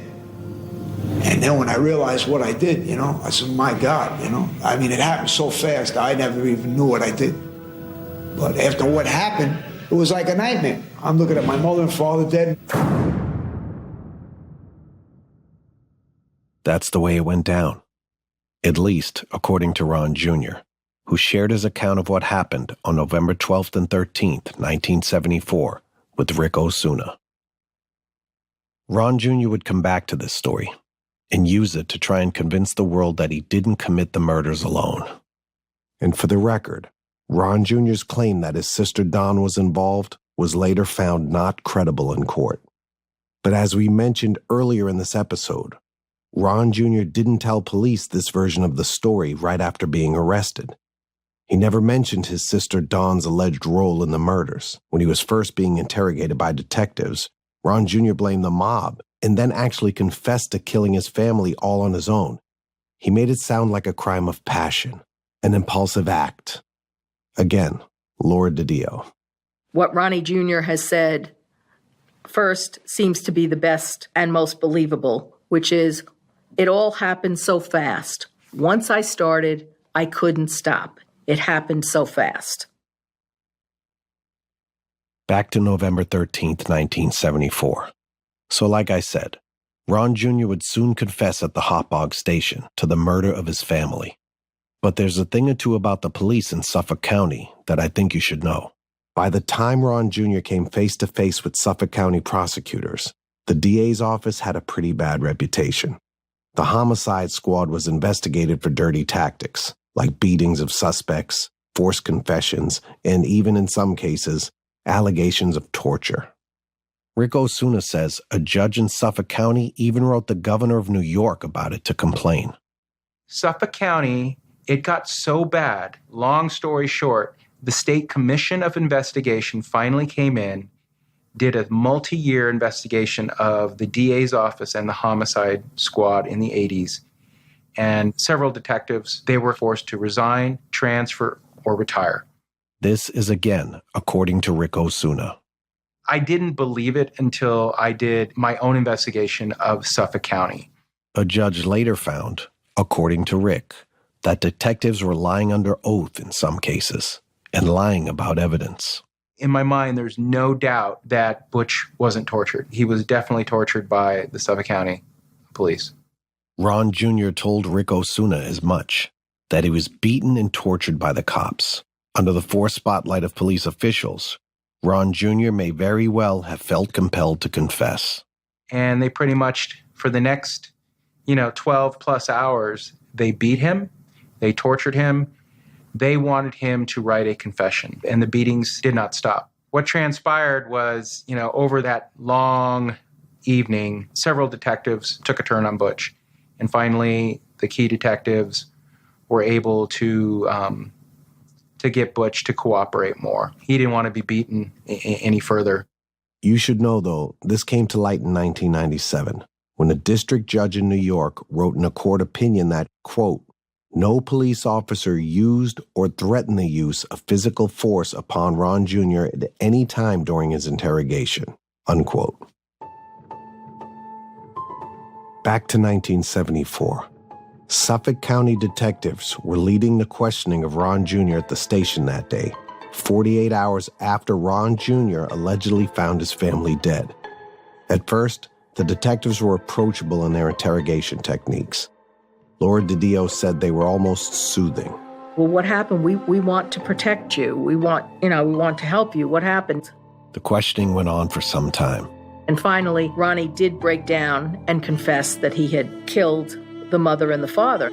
But it wasn't just his father and mother whom Ron Jr. admitted to killing that night. And they said, well, what about the rest? What happened? Why kill your 4 siblings? And he described how he stood there and he watched his little brother die. He watched the leg twitching. And that just makes your blood run cold.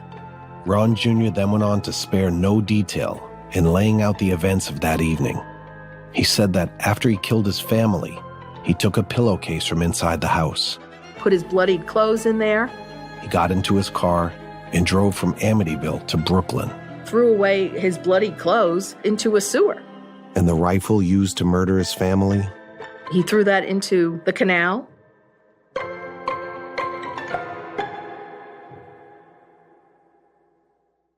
That was it in a nutshell. Ron Jr. told detectives that he killed his family members, solo. It was a far cry from the story Ron Jr. would later insist to be true. The one we told you earlier, that Rick Osuna believes reflects the true chain of events that night, wherein Ron Jr. and his sister, Dawn, committed the murders together. Ron Jr.'s original confession, followed by the subsequent confession decades later, makes the DeFeo mass murder that much harder to untangle today. I think the truest explanation is always, and the best, most reliable explanation in any crime, is what you get right immediately after the commission of the crime. Makes a lot of sense. But if we're going to believe Ron Jr. was truthful that night when he first confessed to the murders, we also need to consider the source. We need to understand what was going on in his mind. You don't just exterminate your family on a whim like that. The murders were brutal and unbearably violent. So what was the motive then? A jury would go on to decide Ron DeFeo Jr.'s fate based on his original confession. But first, detectives began to look at Ron Jr. more closely, analyzing all the factors and possible scenarios that could lead to him killing his family. Journalists like Laura DeFeo also started conducting serious investigative research into Ron Jr. He had access to an allowance of several $100s a week. He had a car. He had a boat. He flashed the money around, to get girls, make friends. Marvin Scott was a television reporter in New York on the story. So much had happened in their lives that Ron DeFeo was a young man of privilege, but troubled. His parents lavished him with gifts. They took him to a psychiatrist in hopes of calming him down. That didn't work. So they gave him more money. They bought him a $14,000 speedboat. But that didn't settle Ron. He was an angry young man. Ron Jr. may have come from privilege, but like we've talked about in previous episodes, Ron Jr. suffered from some pretty serious substance abuse issues. As a teenager, he used speed and amphetamine to lose weight. At 17, he was into drugs, LSD, heroin, a fifth of scotch every day. He was expelled from school. By the time he was in his early 20s, Ron Jr. had gotten into a lot of trouble with drugs and alcohol. His behavior was not new. And of course, the other issue is that Butch, Ronnie DeFeo Jr., was not the most stable of individuals. He had, since the time he was 13, he attacked one of his grandparents. He had dropped out of high school. He was known as sort of a troublemaker around the town, did a lot of drugs, everything from marijuana to heroin, drinking a lot. Which begs the question, Was he high the night he allegedly murdered his family? The drugs and alcohol colored Ron Jr.'s entire world. You might argue they make him an untrustworthy suspect. Well, the day before the murders, I was doing my regular. I always, every day I got high. I used heroin. I was using a lot of heroin back then. I was drinking too excessively, scotch on the rocks. It was white label, it was, you know. Ron Jr. says the night of the murders, he was simply not present. I was really out of it, mentally out of it.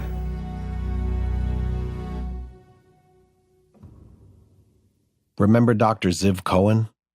He's a psychiatrist who studied this case. Dr. Cohen believes the drugs were a coping mechanism for Ron Jr. He's trying to numb himself from his emotional pain, but he's also trying to numb himself from his ongoing circumstances because he still was in a family where there was an abusive father. And I think it is significant that DeFeo, that his drugs of choice are not stimulants. He's not into cocaine. His drugs of choice are very soothing, depressive drugs like heroin and alcohol.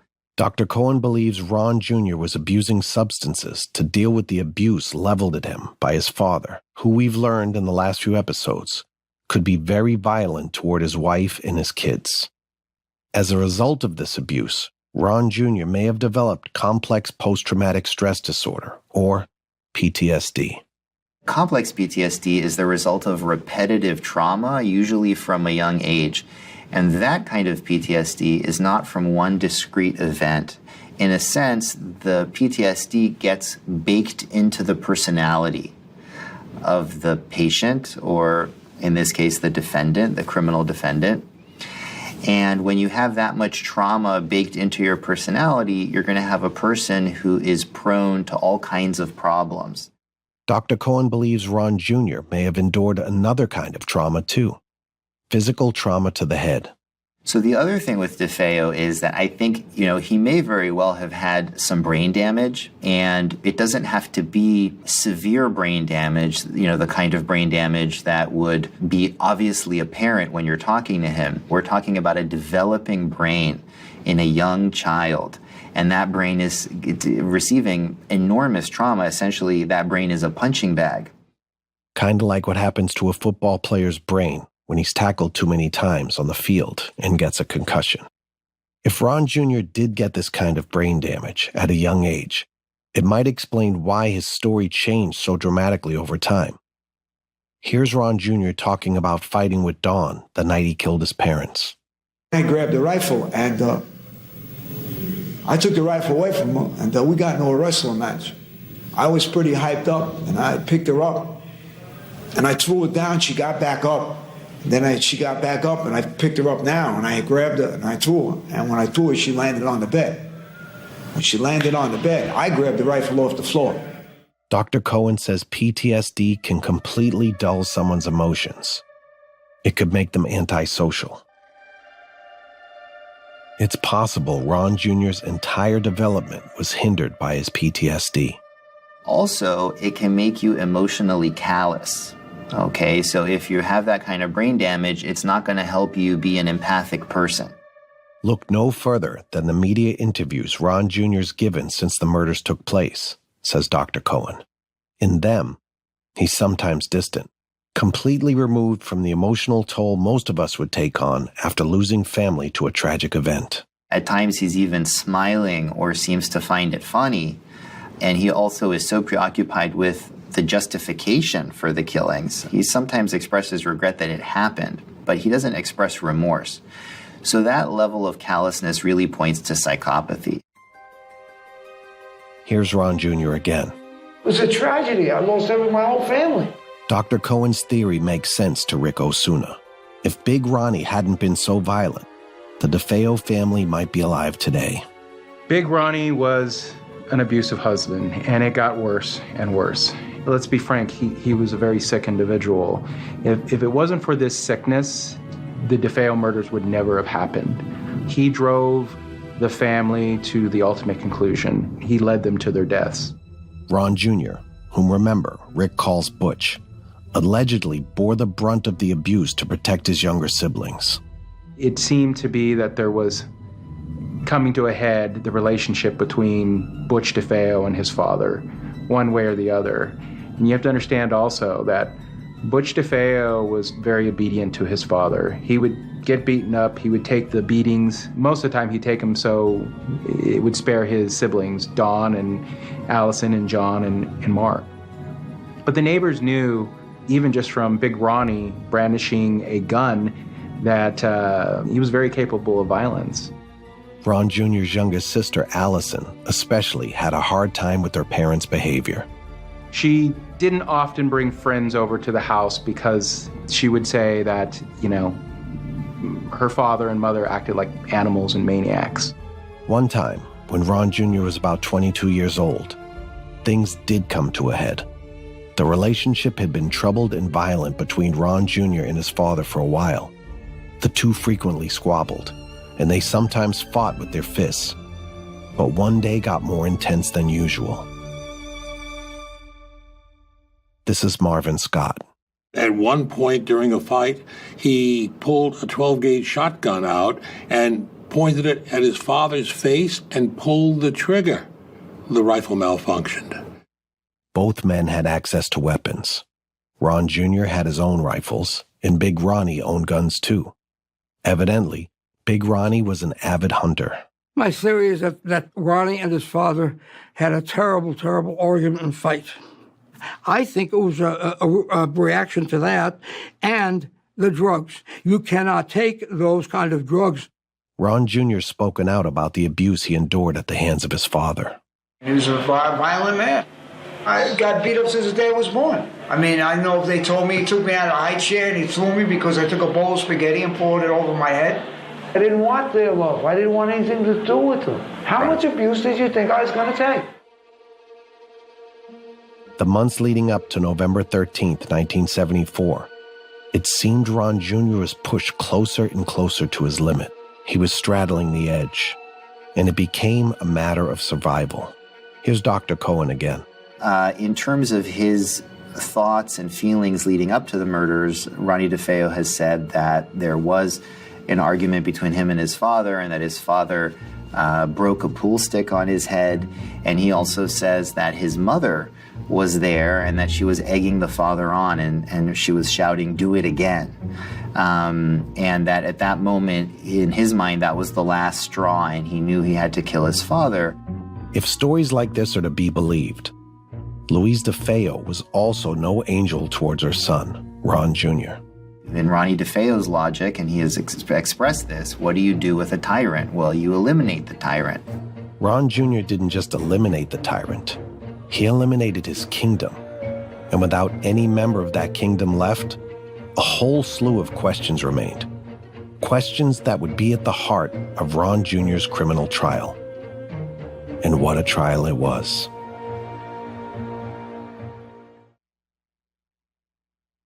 On November 16, 1974, Ron Jr. arrived at his arraignment at the 1st District Court in Hauppauge, Long Island. He wore blue overalls, which was at the time standard prison garb. As is standard practice in a multiple murder case, he was arraigned in only one of the killings, that of his 12-year-old brother Mark. The court agreed to let a physician treat DeFeo for injuries to his face, but it refused to allow a psychiatric examination for him. Here's Rick Osuna again. During his arraignment, they did a medical exam and found bruising throughout his body. And you have to understand that, granted, what the DA tried to show at trial was that bruising was from his father. Ron Jr.'s lawyer for the arraignment was Leonard Lenny Simons. Lenny, you asked the court to have a physician examine your client for injuries. Would you explain that? Yes, the defendant appears to have sustained an injury under his left eye, to his lips, and various other parts of the body which were not visible to me. Therefore, on that basis, the defendant had requested this morning that I ask the court to order an immediate physical examination, which the court has ordered and has granted. How do you think he was hurt? I have no idea. I don't care to comment on that at this time. Do you think it's possible the police might have beaten the confession out of him? I don't know what's possible. I'll have to talk to the defendant at a future time and ascertain what the background is. At the arraignment, 23-year-old Ron DeFeo Jr. was charged with second-degree murder and taken to a county jail in Riverhead to await his trial. Ron Jr. would soon have to face his own demons. Police in Suffolk County, New York, have charged 23-year-old Ronald DeFeo Jr. with the execution-style murders of his parents, 2 brothers, and 2 sisters. The bodies were discovered Wednesday night at the family home in Amityville, Long Island. The case is expected to go to the grand jury on Monday. At that time, the district attorney will enter evidence in all 6 murders. Would a jury find Ron Jr. guilty, or would they set him free? It was surreal because he looked just like any other person. You know, he didn't look like this mass murderer. And, you know, I took the oath that I wasn't biased either way, and I wasn't. And I just said, let me listen and see what the story is. And assuming he did do it, was Ron Jr. possessed by something outside of himself that made him a killer? Or were his actions deliberate, premeditated? It also came down to the fact that Ronnie, after he committed the murders, very coolly took a shower, got out of his bloody clothes, calmly went back into the bedrooms to retrieve the spent shell casings from the rifle. So he had his wits about him. Previously on Very Scary People, the police arrest and interrogate the only living member of the DeFeo family, Ron DeFeo Jr. And not long after, the man who lost his entire family in a single evening became suspect number 1. After hours of questioning, Ron Jr. confessed to killing them all. But then his story shifted a few times. So it would be up to a New York jury to decide the fate of Ron Jr. The trial would be the longest in Suffolk County history, and by now, the DeFeo family murders and the subsequent criminal trial was national news. DeFeo admits that he killed his sister Dawn, but he insists only after she killed their parents, 2 brothers, and another sister. It's October 14th, 1975, nearly a year after the murders of 6 members of the DeFeo family in Amityville, New York. Ron DeFeo Jr. sat in county jail in Riverhead, New York, awaiting his trial. After an arraignment in a grand jury proceeding, his time in criminal court had come. Today, Ron Jr. would finally come face-to-face with the judge and jury in the people of New York State versus Ronald DeFeo Jr. Inside the courtroom, it was tense. Peggy Jambra never imagined she'd be here.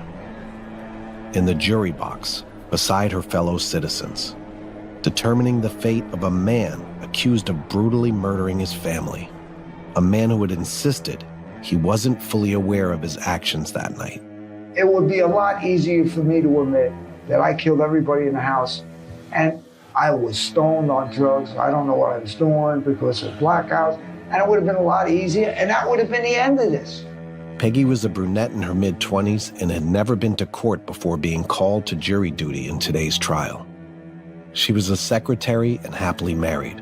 Her only courtroom exposure came from watching Perry Mason, that fictional criminal defense attorney from the Earl Stanley Gardner novels and the TV shows that followed.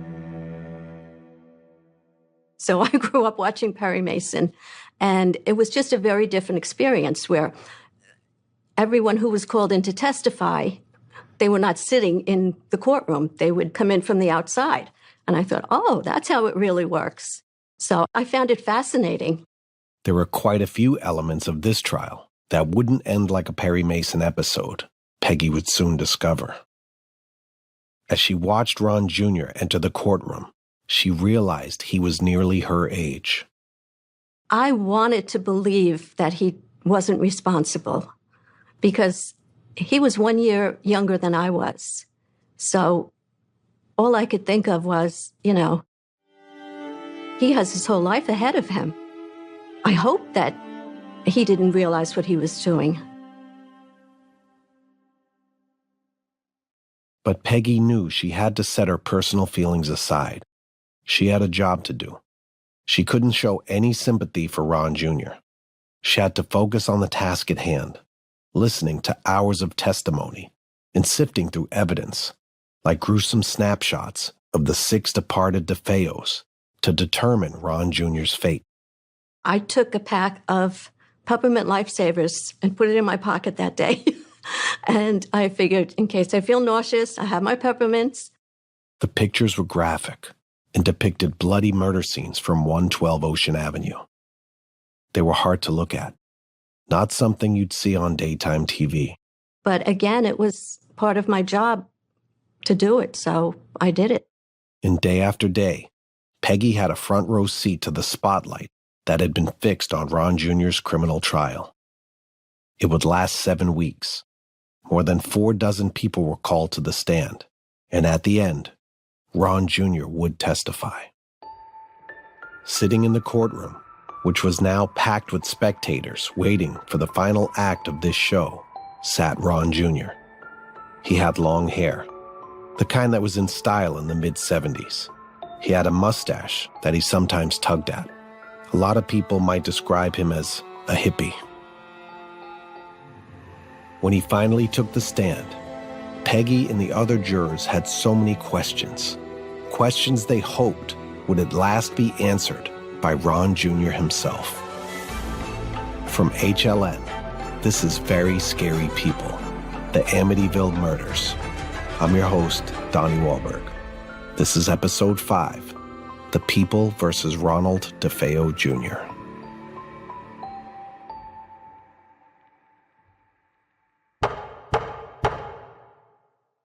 It was a highly anticipated trial, heard at the New York State Supreme Court building, a looming column structure in Riverhead.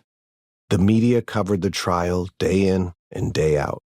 And from day one, walking into the courtroom with his lawyer, it was clear that Ron DeFeo Jr. was a bit off. He seemed blasé about being on trial for murder, disinterested in the whole affair.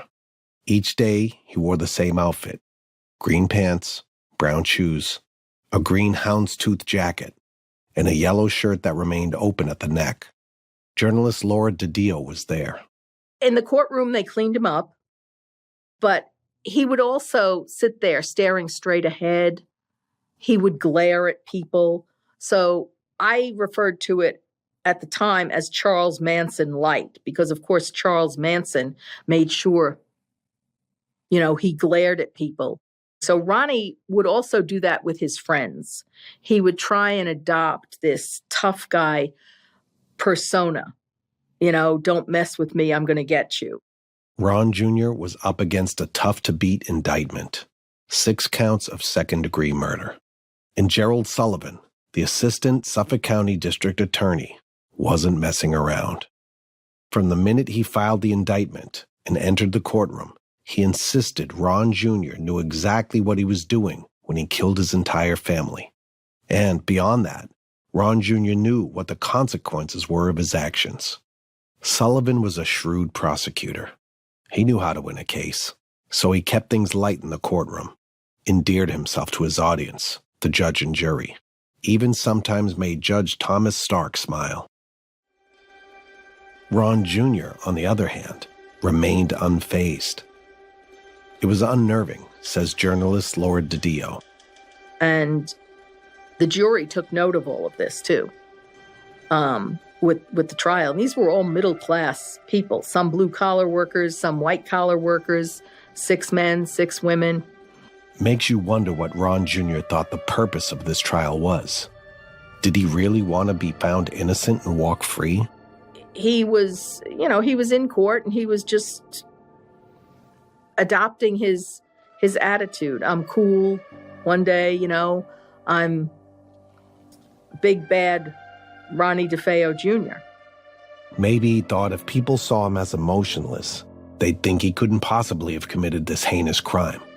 But instead, Ron Jr.'s aloof attitude in the early days of the trial just seemed to unsettle the people who could determine his fate, namely, the jurors who'd been assigned to his case.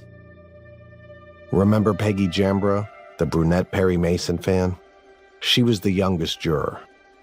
I don't remember when I got the notification, but I remember the day that I was leaving the house to go to, the courthouse, And it came on the radio that they were picking jurors that day for the DeFeo case. And I remember turning to my husband and saying, "Oh no, I'm going to be on that case." And he said, "Nah, what are the odds?" But there I was. The first day of the hearing in 1975, Peggy felt uneasy about being in the same room as Ron Jr. And, because he had the right to be there. And it was just, I had never been in a courtroom before. So I was a little nervous. I was 25 years old. He didn't look like this mass murderer. And, I took the oath that I wasn't biased either way, and I wasn't. And I just said, let me listen and see what the story is. Peggy took her juror duty seriously. In this criminal trial, she didn't let what was being printed in the newspapers or shown on TV sway her thoughts. Her job was to remain impartial, to hear and consider the facts from the prosecution and the defense. She was so earnest about honoring her solemn pledge to the people of New York that she had her husband cut the articles about the trial out of the newspapers so she wouldn't see them. I didn't want to be influenced by anything.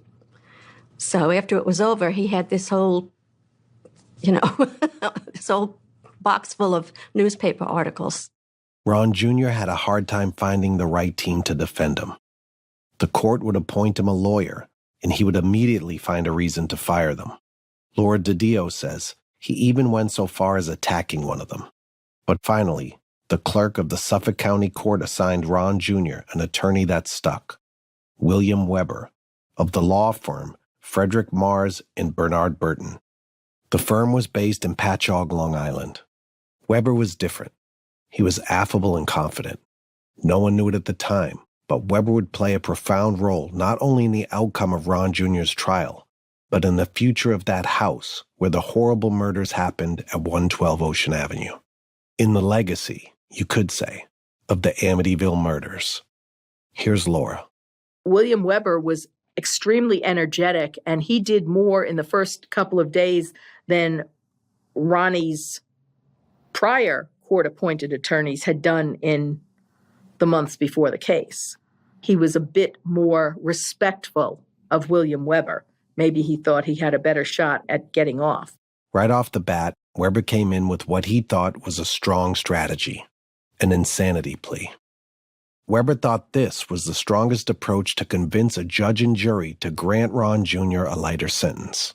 Being found guilty of 6 counts of second-degree murder would certainly put him away for life. If his defense team could prove that Ron Jr. was suffering through a mental health crisis the night of the murders, maybe he wouldn't be judged so harshly for killing his family, and it could potentially get Ron Jr. real help. So William Weber, the defense attorney, was trying to establish Ronnie was insane. He didn't realize what he was doing. The prosecution's defense witnesses said, no, he knew what he was doing. He's not insane. They said he had an antisocial personality disorder, meaning he didn't like people. But he wasn't Norman Bates. Norman Bates, that serial killer with split personality disorder from the film Psycho. But the prosecution wasn't buying the insanity defense, and their rebuttal was simple. Ron Jr. knew very well what he was doing. They were determined to prove Weber wrong. So they called a forensic psychiatrist named Dr. Harold Zolan to the witness stand. In his testimony, Dr. Zolan said Ron Jr. was a person with an antisocial personality. But the psychiatrist made it clear that Ron Jr. was an adult with the capacity to know the difference between right and wrong, that he understood the consequences of his actions. But Weber wasn't going to give up that easily. So he called a forensic psychiatrist of his own, named Dr. Daniel Schwartz, to testify. Dr. Schwartz described Ron Jr. as a paranoid psychotic who didn't know killing his family was reprehensible. Here's Peggy. They were trying to show that he didn't know what he was doing. He didn't know what he was doing would be the defining argument of the trial. As the psychiatrist testified, Ron Jr. just stared ahead, uninterested, disengaged. When he did speak up, Ron Jr. would contradict his lawyer's argument that he was psychotic or mentally ill. Here's author Rick Osuna. It was very, very bad theater acting. But then he would let it slip like, no, I'm not crazy. I feel sane, and so forth. And it just didn't seem like the defense really knew what it wanted. Weber's insanity plea was falling apart. Ron Jr. and his defense team couldn't get on the same page. Laura didn't buy the defense's argument at all.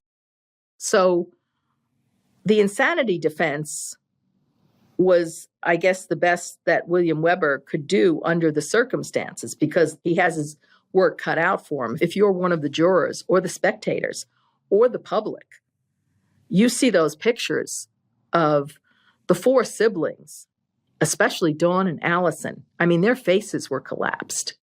As we said, vivid and graphic photographs of the late DeFeos, Louise, Big Ronnie, Dawn, Allison, Mark, and John Matthew, had been entered into evidence at the trial. They didn't help Ron Jr.'s case.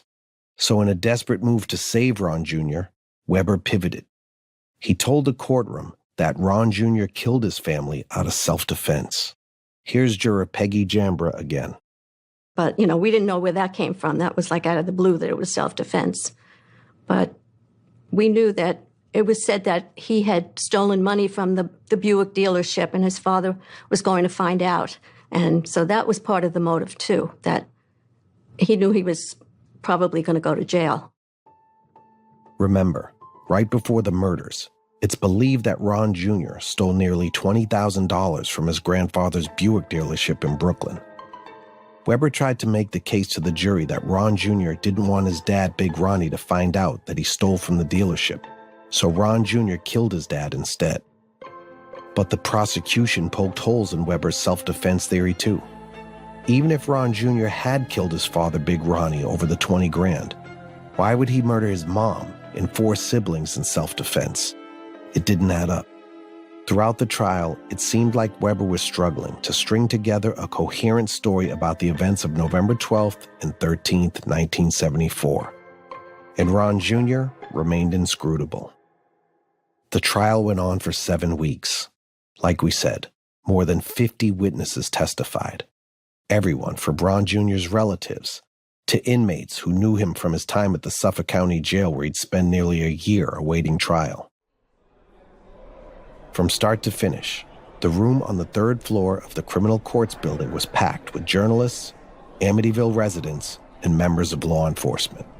Even Ron Jr.'s extended family returned day after day. In fact, during one of the breaks, I was in the ladies' room and his aunt walked in, and, like we both kind of clammed up, and because we knew we couldn't talk to each other. And I just, walked out very quickly because his aunt was there every day. And as the days went on, the defense and prosecution would go back and forth presenting more and more evidence, from police photographs to the .35 caliber Marlin rifle that had been identified as the murder weapon. Each day, Ron Jr. would sit there and stare straight ahead. Even though his personality was hard to read, he would continue to have the occasional frantic outburst. According to news reports from the time, he threatened to kill his aunt and the assistant district attorney in court. This freaked everyone out, the jurors and the spectators, and it certainly didn't help Ron Jr.'s case. When it was time for Ron Jr. to testify, he wouldn't give Weber or the prosecuting attorneys a straight answer about what happened the night his family was killed. Laura DiDio says he blamed this on his poor memory and went back on his confession. Because Ronnie was saying, I don't remember, I can't recollect this. That was the testimony. But then, DeFeo testified at his 1975 trial that he did kill his parents, 2 brothers, and 2 sisters. Yep, when Ron Jr. was called to the stand, he admitted to killing his entire family. His mother, Louise, his father, Big Ronnie, his sisters, Dawn and Allison, and his brothers, Mark and John Matthew. Here's Peggy. He never really had any affect. He just sat there until he was called to testify. And then when he testified, he got I think he was trying to act a little, like outraged. And he said, yes, I did it. I killed them all. Laura remembers Ron Jr.'s exact words. It all happened so fast. Once I started, I couldn't stop. It happened so fast. Ron Jr. said under oath he killed them all. Here he is speaking to a film documentary crew in the 90s. 6 people were dead. It was bad if one was dead. I don't want this coming back on me. I try to conceal the crime. I was scared. I didn't want to come to jail for this. And with a confession like that, jail time was all but guaranteed. It's almost as if Ron Jr. had planned the lead up to this moment of truth. All 7 weeks of confusion and chaos, dramatic pleas of insanity and self-defense. So as he spoke to a rapt audience of engaged and concerned members of the public, he'd have their full attention. He may have been a villain, but a villain standing at the center of the stage. But after he confessed to the crime, the show was over. Ron Jr. went back to his seat beside William Weber, and the judge sent Peggy and the 11 other jurors out of the courtroom to begin deliberations. Now that Ron Jr. had confessed to killing his entire family, the biggest question remained. What was the motive? And why kill all of them in cold blood, also at close range? Throughout the trial, lawyers seemed less focused on if Ron Jr. was the man behind the murders and more on what might have possessed him to do such a thing. It was certainly Laura DiDio's number one question. I mean, if you were going to kill your sisters and brothers, I mean, you get that he hated the father. And the mother was next to the father. But why kill the brothers and sisters? Because he didn't want any witnesses? But how do you do that at close range? That's chilling. Laura's question is a good one. It's possible that Ron Jr. killed his siblings so that he had a chance of getting away with murder. No witnesses. But Laura has a second theory.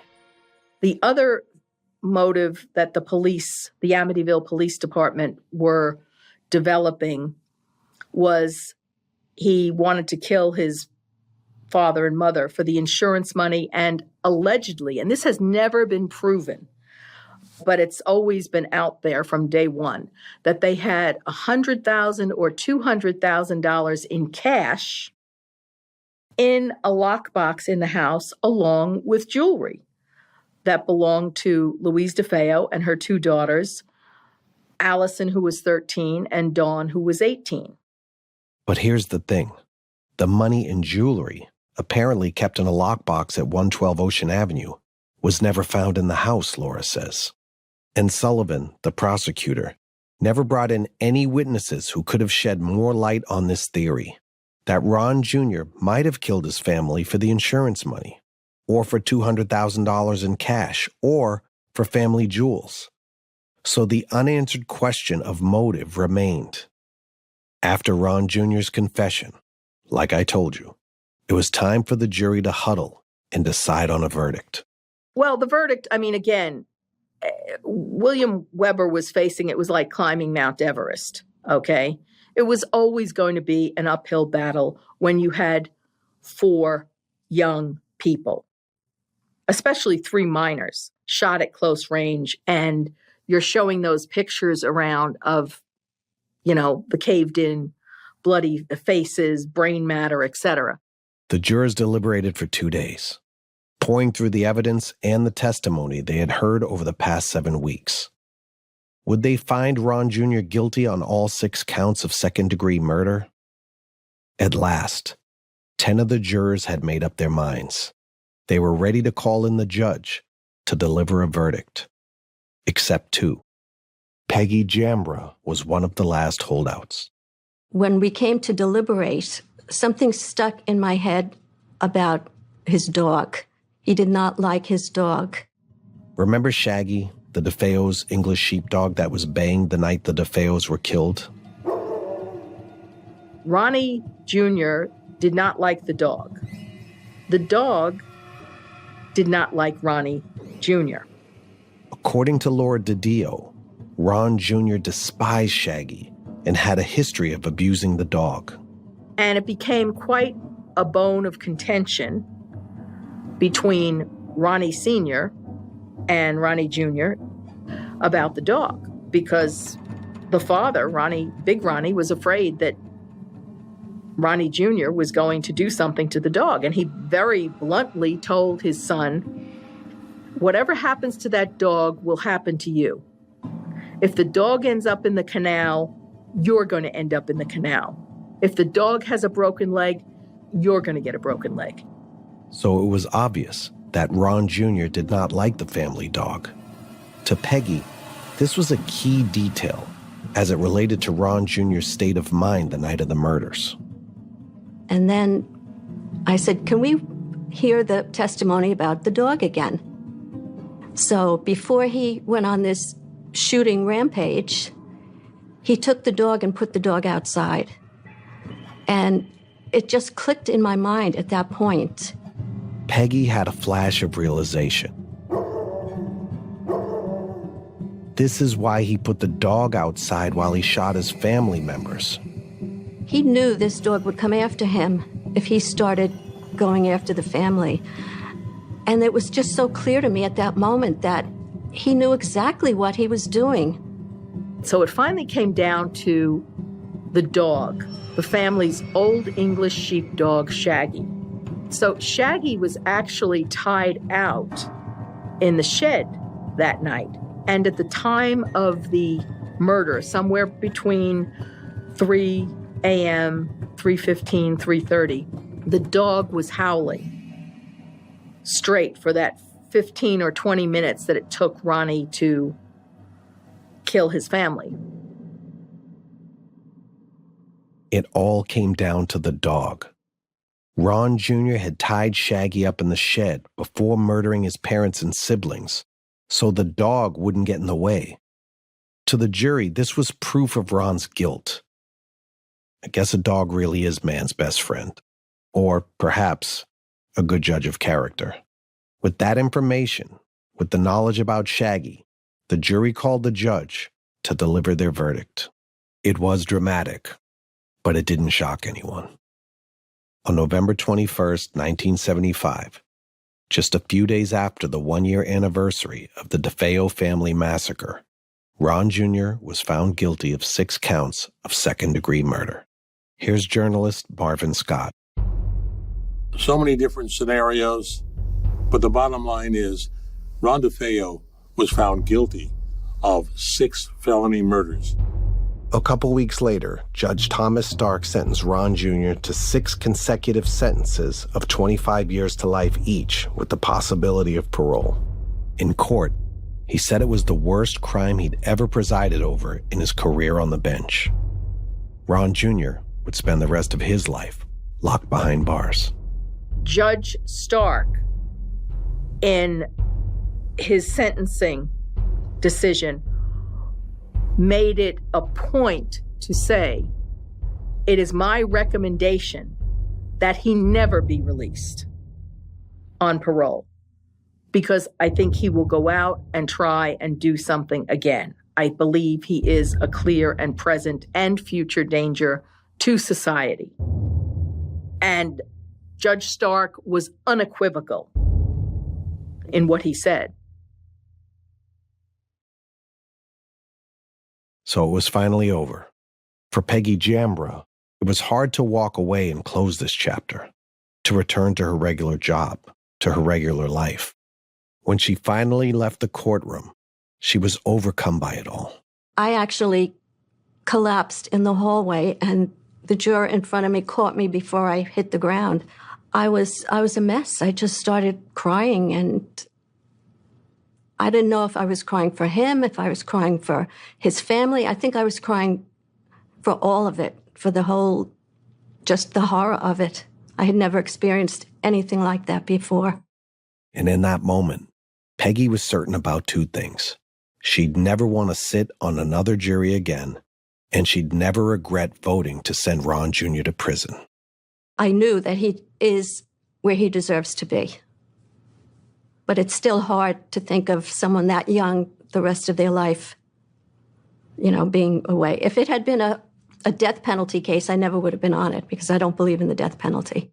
Rick Osuna has a slightly more complicated view of Ron Jr., or Butch, as he likes to call him.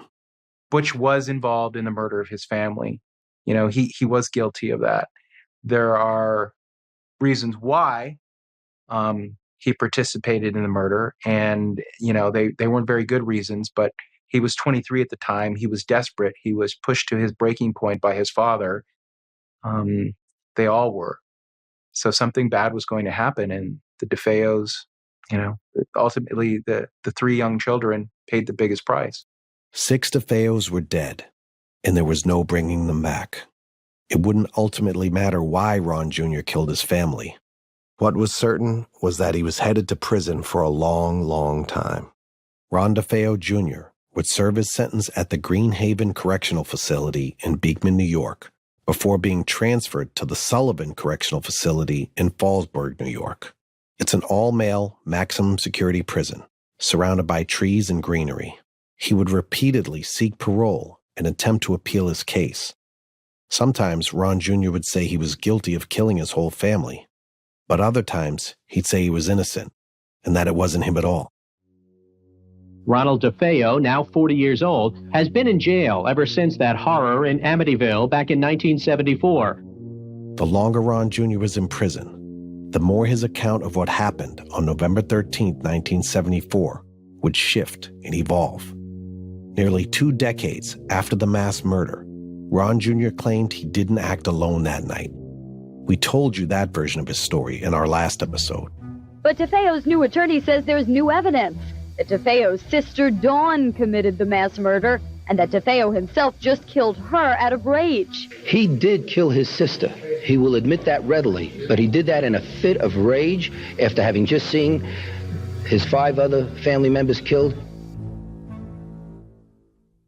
Even behind prison walls, he granted interviews to reporters.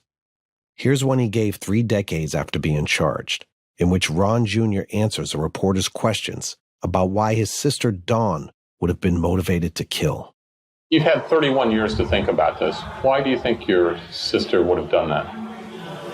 I know why. She hated Allison. Allison was going to grow up to be a beautiful young girl. She hated that. So you think she was jealous of Allison? I know she was. Now, why would she kill the boys?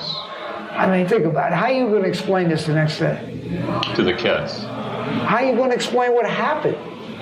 They heard the noise. They heard the gunshots. The neighbors heard the gunshots. So you think it'd be easier to explain with the boys' death? My mother and father, we could have got away with it. I mean, so many people wanted to kill him, we could have got away with that. During his time in prison, Ron Jr. made friends with another inmate named Daniel Janis. Hi, I'm Daniel Janis. I'm a writer, I'm a journalist, and I'm an ex-con. Daniel's nickname was the Apologetic Bandit because he would rob people and then end up saying sorry. Go figure. Anyway, Daniel came from a pretty stable middle-class family. His dad was a writer and his mom worked for a bank. As a young boy, Daniel spent time at Amityville. Daniel was almost 30 years younger than Ron Jr. and had grown up hearing old wives' tales about Ron Jr.'s home on Ocean Avenue, how it was haunted, possessed with demonic spirits. The story stuck with him for years. Daniel fell deep into drug use in college. He says that 2 years within graduating from NYU, he had a full-blown heroin addiction. A year after that, my credit cards ran out, and I still had a $100 a day heroin habit. Being naive and a bit of an amateur, I decided, well, what else could I do but would try robbery. Which is how he earned his Apologetic Bandit nickname and wound up in prison, where he encountered the man at the center of all those childhood rumors. I happened to be on the med line, and I stood behind him every day for a long time. The med line is where nurses dispense medicine to inmates. He had been pointed out to me by then, completely unrecognizable from the pictures I had in my mind of what Butch DeFeo looked like, because Ronnie DeFeo looks like a small, skinny, ill man at this point. Daniel often saw Ron Jr., whom he calls Ronnie, picking up a prescription for OxyContin. Everywhere where Ronnie is described as a violent, temperamental, dangerous kind of guy. Now, he was fairly high-strung and hyper, but he posed absolutely no threat at this point. I mean, he's quite short, he's quite slim, and he's unwell. It's a little unclear what he's sick with, but his medication is 10 OxyContins a day. So he chews them up in the clinic and walks out of there zonked. When Daniel realized this was the Ron Jr., the face of a mass murder he'd heard so much about, he was anxiously looking for an opportunity to talk to him. I guess to Daniel, it felt kind of like running into your favorite movie star at a restaurant. It was nerve-wracking, but he knew he had to say hello. But he didn't know how to break the ice in the Medline. He couldn't just start talking about the murder straight away. He wanted Ron Jr. to trust him. He wanted to show Ron Jr. that they had something in common. So eventually, I weaseled up to him and said, Ronnie, you know, I've been in your house. It looks a little different. And he said, what do you mean? What do you mean you've been in my house? Who are you? I said, I'm just another prisoner like you. But when I was young, I used to spend my summers in Amityville, Long Island. Daniel told Ron Jr. about the time he and his friends decided to check out 112 Ocean Avenue for themselves. And we swam over the canal one Halloween night to go take a look at the devil's room under the stairs. I was 13 when I did it, and I was 27 when I was talking to him. So years and years had passed. But it gave me a way to start talking to him. And I spent the next 3 years occasionally, maybe once or twice a week, having a 15, 20-minute long conversation with him in the Medline. Ron Jr. seemed interested in striking up a friendship of sorts, and he opened up a little bit to Daniel. Soon, Daniel started to feel like Ron Jr. was just a regular guy. They sort of built a bond. Daniel felt connected to him. Kind of forgot that this man was accused of killing his entire family. He was just a nice older guy from the same town that I knew as a kid. My grandparents have passed on, so for me it's very pleasant nostalgia to talk about Amityville. Perhaps what sticks out the most was the last day I spent with Ronnie, where he seemed to admit his crime. And then immediately tell me that I misunderstood him. Daniel was 2 weeks away from being transferred to another facility, so he pressed Ron Jr. for more details. And I said, maybe you wanna tell me what really happened? It was hard to even understand what he was saying. He mutters when he talks. He has a big beard, so you can't even see his mouth. But he seemed to be saying, fuck it, they had it coming. And I said, what? They had it coming? So you did do them all, huh? You killed them all. He's like, well, I'm not saying that, but I'm not saying I didn't. I said, so what is it? Is it Dawn? Is it the Mafia? Or is it you? He said, don't worry about it. So he kind of said one way, and then he took it back. So maybe Daniel didn't get new information about who was responsible for the murders that night. But he felt he had uncovered something else. Outside and inside the prison walls, Ronnie had fans like him. And the story of the DeFeo murders was evolving in an unexpected way. Ronnie DeFeo. There is a community of people who are really into him. So what does that mean? First of all, there's buyers of artifacts, Ronnie DeFeo artifacts. Every time Ronnie went to a visit in prison, he would have to leave his ID card with the cops. When he would leave to go back to the cells, the cops would say, hey, sorry, we lost your ID card, but you don't have to pay $2 to get a new one. Just tell Joe we got you. And he would go get a new ID card. This is because of eBay, because those ID cards are worth enough money on eBay that the cops would pocket them and sell them. Daniel says Ron Jr. embraced his newfound fandom. He even went so far as selling locks of his hair by mail.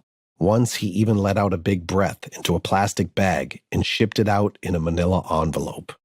Ron Jr. also had a new hobby in prison. He began painting, and yes, people bought his paintings too.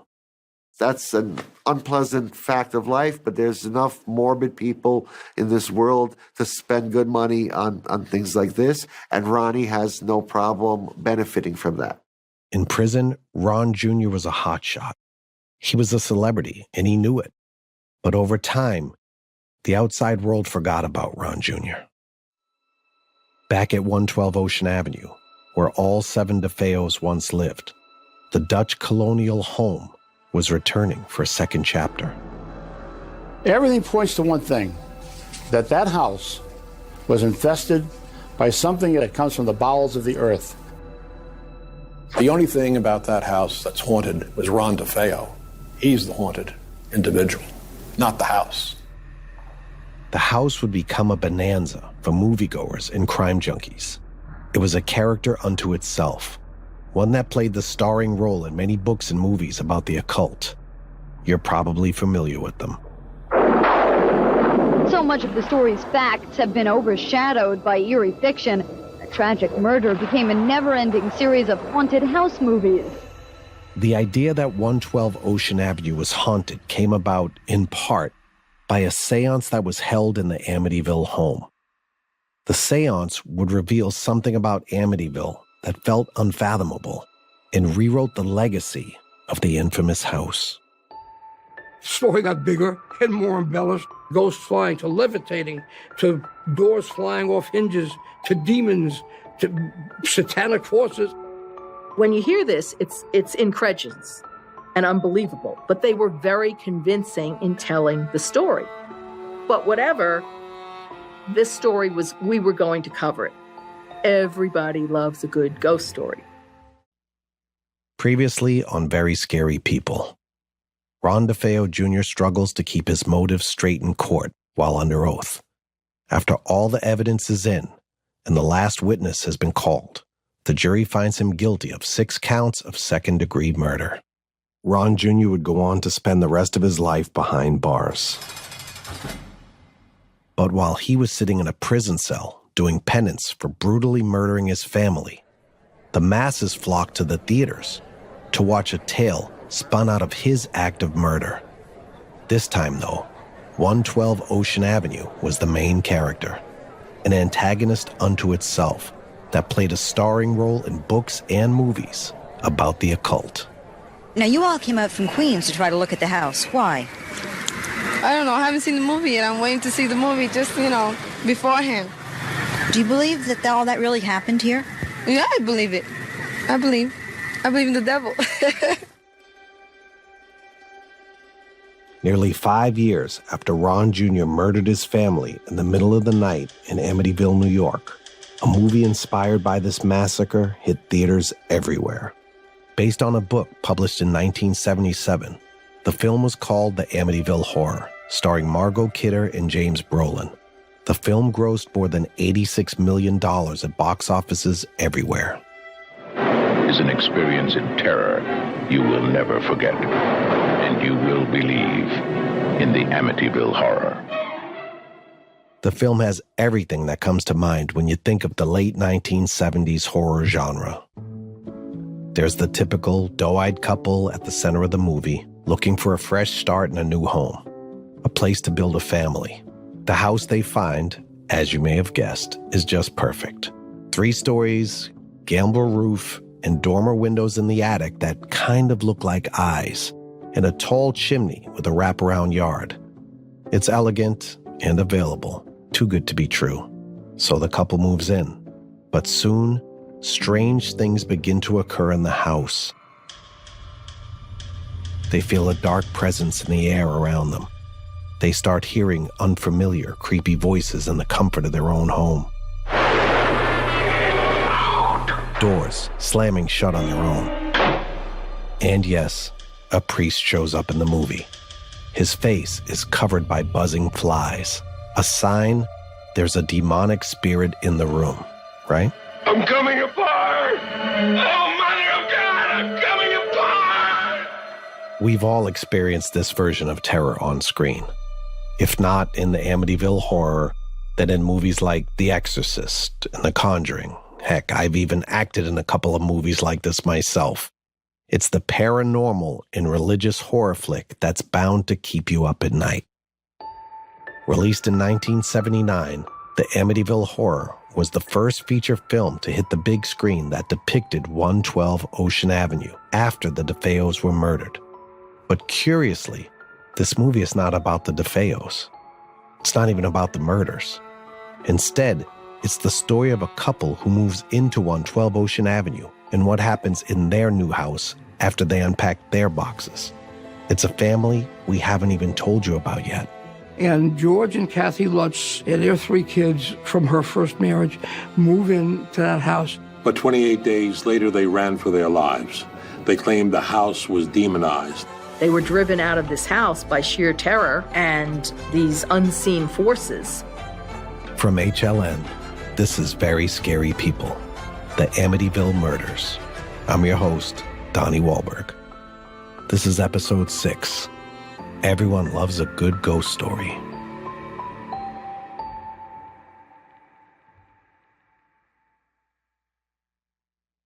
After Ron DeFeo Jr.'s trial, the Dutch colonial house on Ocean Avenue was put on the market. George and Kathy Lutz bought it. They were newlyweds, eager to start their life together. Here's TV journalist Laura DiDio. They were both divorced. Kathy had 3 children from her first marriage, and they had only been married that July, and they purchased the house. They moved into 112 Ocean Avenue in December 1975, a year after the DeFeo murders. The deaths that occurred in that house, it turns out, didn't spook them. And by the way, the Lutzes had purchased much of the furniture that the DeFeos had owned, including, by the way, the beds that the DeFeo children had slept in and, been murdered in. Weird, if you ask me. Anyway, Joel Martin reported on the murders and what happened afterward. He says the Lutzes got a great deal. It's a really lovely house. It cost in those years about $80,000, which today seems like it's not expensive for a house with property and an in-ground pool, the boats, and it was just beautiful. And from the outside, it was a wonderful place to live.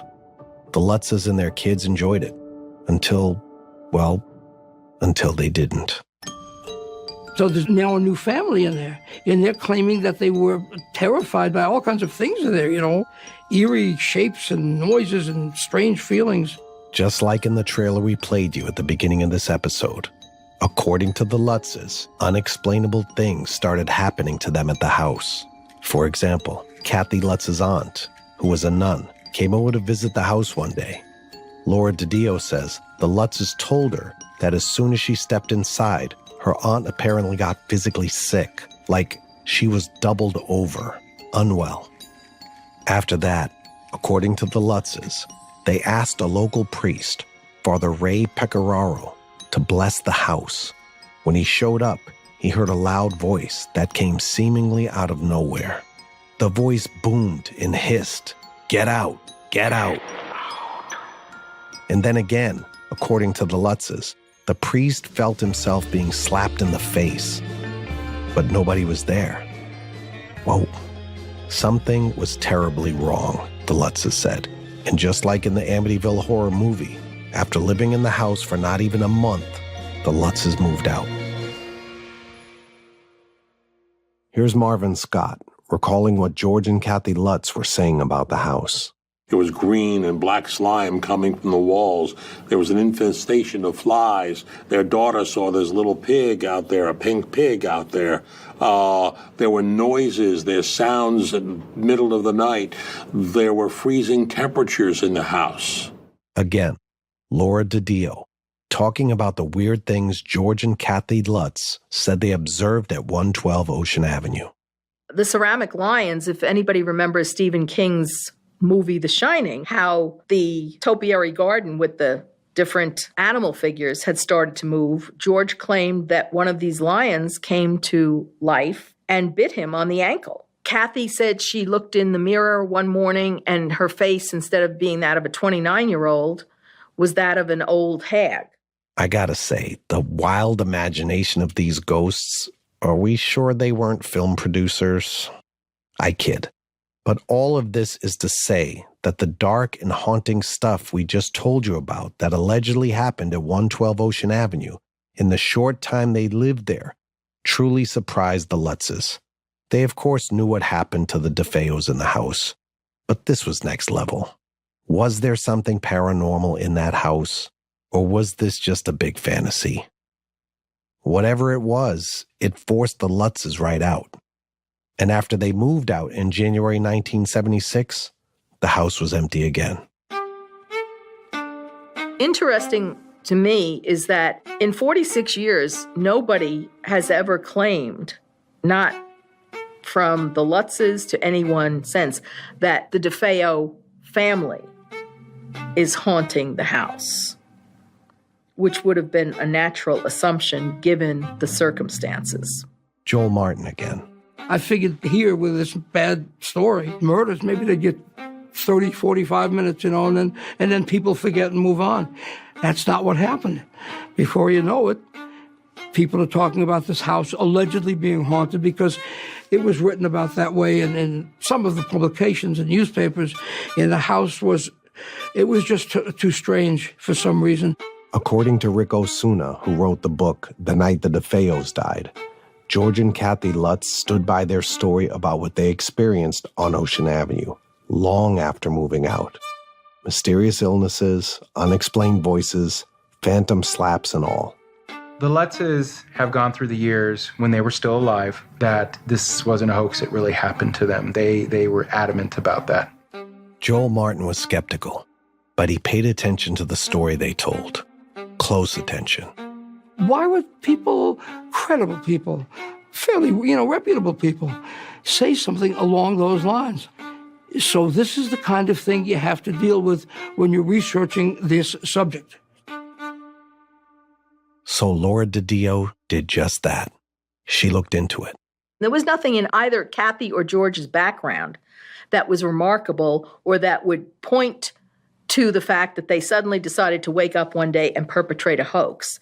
Even if people who believe that the Lutzes did perpetrate a hoax and fabricate this entire thing, there's no way that the Lutzes were the Oracle of Delphi and could have predicted that their haunted house story, per se, was going to turn into this big media phenomenon the way it did. So was the house actually haunted? Depends on whom you ask and what you want to believe. But wait, there's more. Remember William Weber, Ron Jr.'s lawyer? He's back. Just around January 21st, 22nd, William Weber had a press conference in his offices with George and Kathy Lutz. Weber wanted the public to know what happened to the couple in the house, even if it had nothing to do with Ron Jr., and the Lutzes were eager to share their story. They had done their research. They approached William Weber and said, hey, did anything weird ever happen to the DeFeos out of the ordinary? So William Weber listened to the story. Some people suspect William Weber latched onto the Lutzes' haunted house story to help Ron Jr. get out of prison on appeal. So basically, William Weber was quick to seize on the idea, hey, again, this is right after The Exorcist, a few years after Rosemary's Baby. Maybe I can use possession as a potential grounds for the appeal. Again, not far-fetched in the context of the times. Perhaps Weber could make the claim that Ron Jr. was pulled into a trance of sorts on Ocean Avenue that caused him to kill his family. Amazingly, the theory gained traction.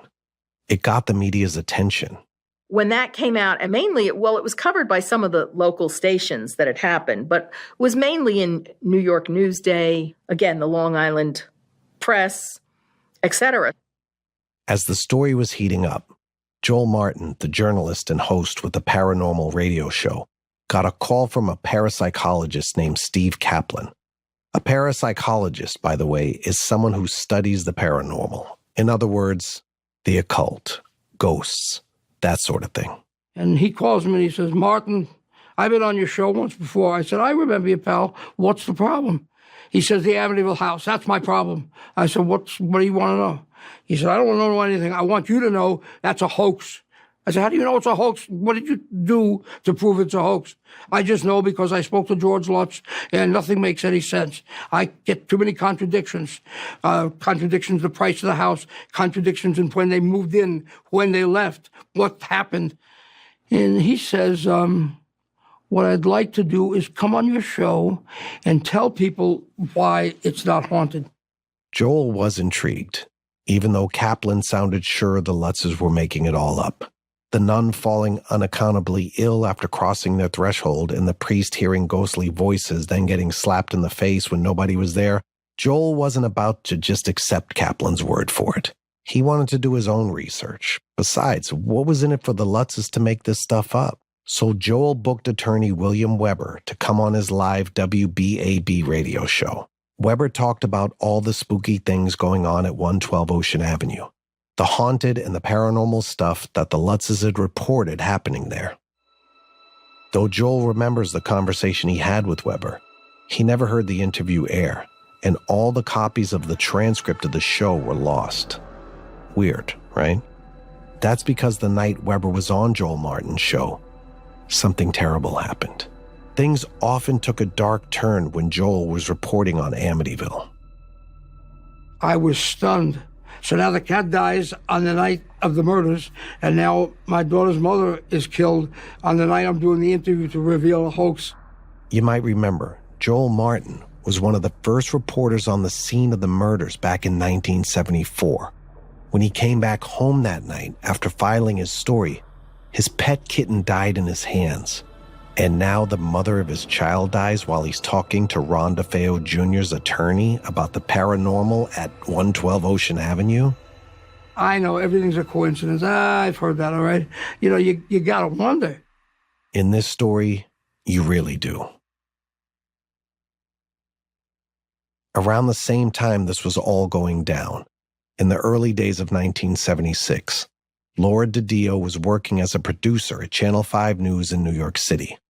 Like Joel, she was also intrigued by the occult. When the news director asked if she'd like to do a 2-week series on the paranormal, she jumped at the chance. Her first job was to track down George Lutz. She called him, but he didn't pick up. George Lutz did call back. I wasn't in the office, but he refused to speak to anyone but me. So Laura took her tape recorder to the young couple. They talked for 5.5 hours. And essentially the story that they told me as things began building, they had been visited by every supernatural plague other than, Dracula, Frankenstein, and the Wolfman and the Mummy. But everything else was there. Levitations, they were talking about green slime, black stuff in the sink, flies congregating, personality changes where they were ordering the kids around and hitting them with wooden spoons. George could never get warm. He was constantly building fires. Their stories, Laura admits, were convincing. I have to say that if this was all a big premeditated hoax, then Kathy and George Lutz were, in fact, the Robert De Niro and Meryl Streep of their day because they gave Academy Award-winning performances.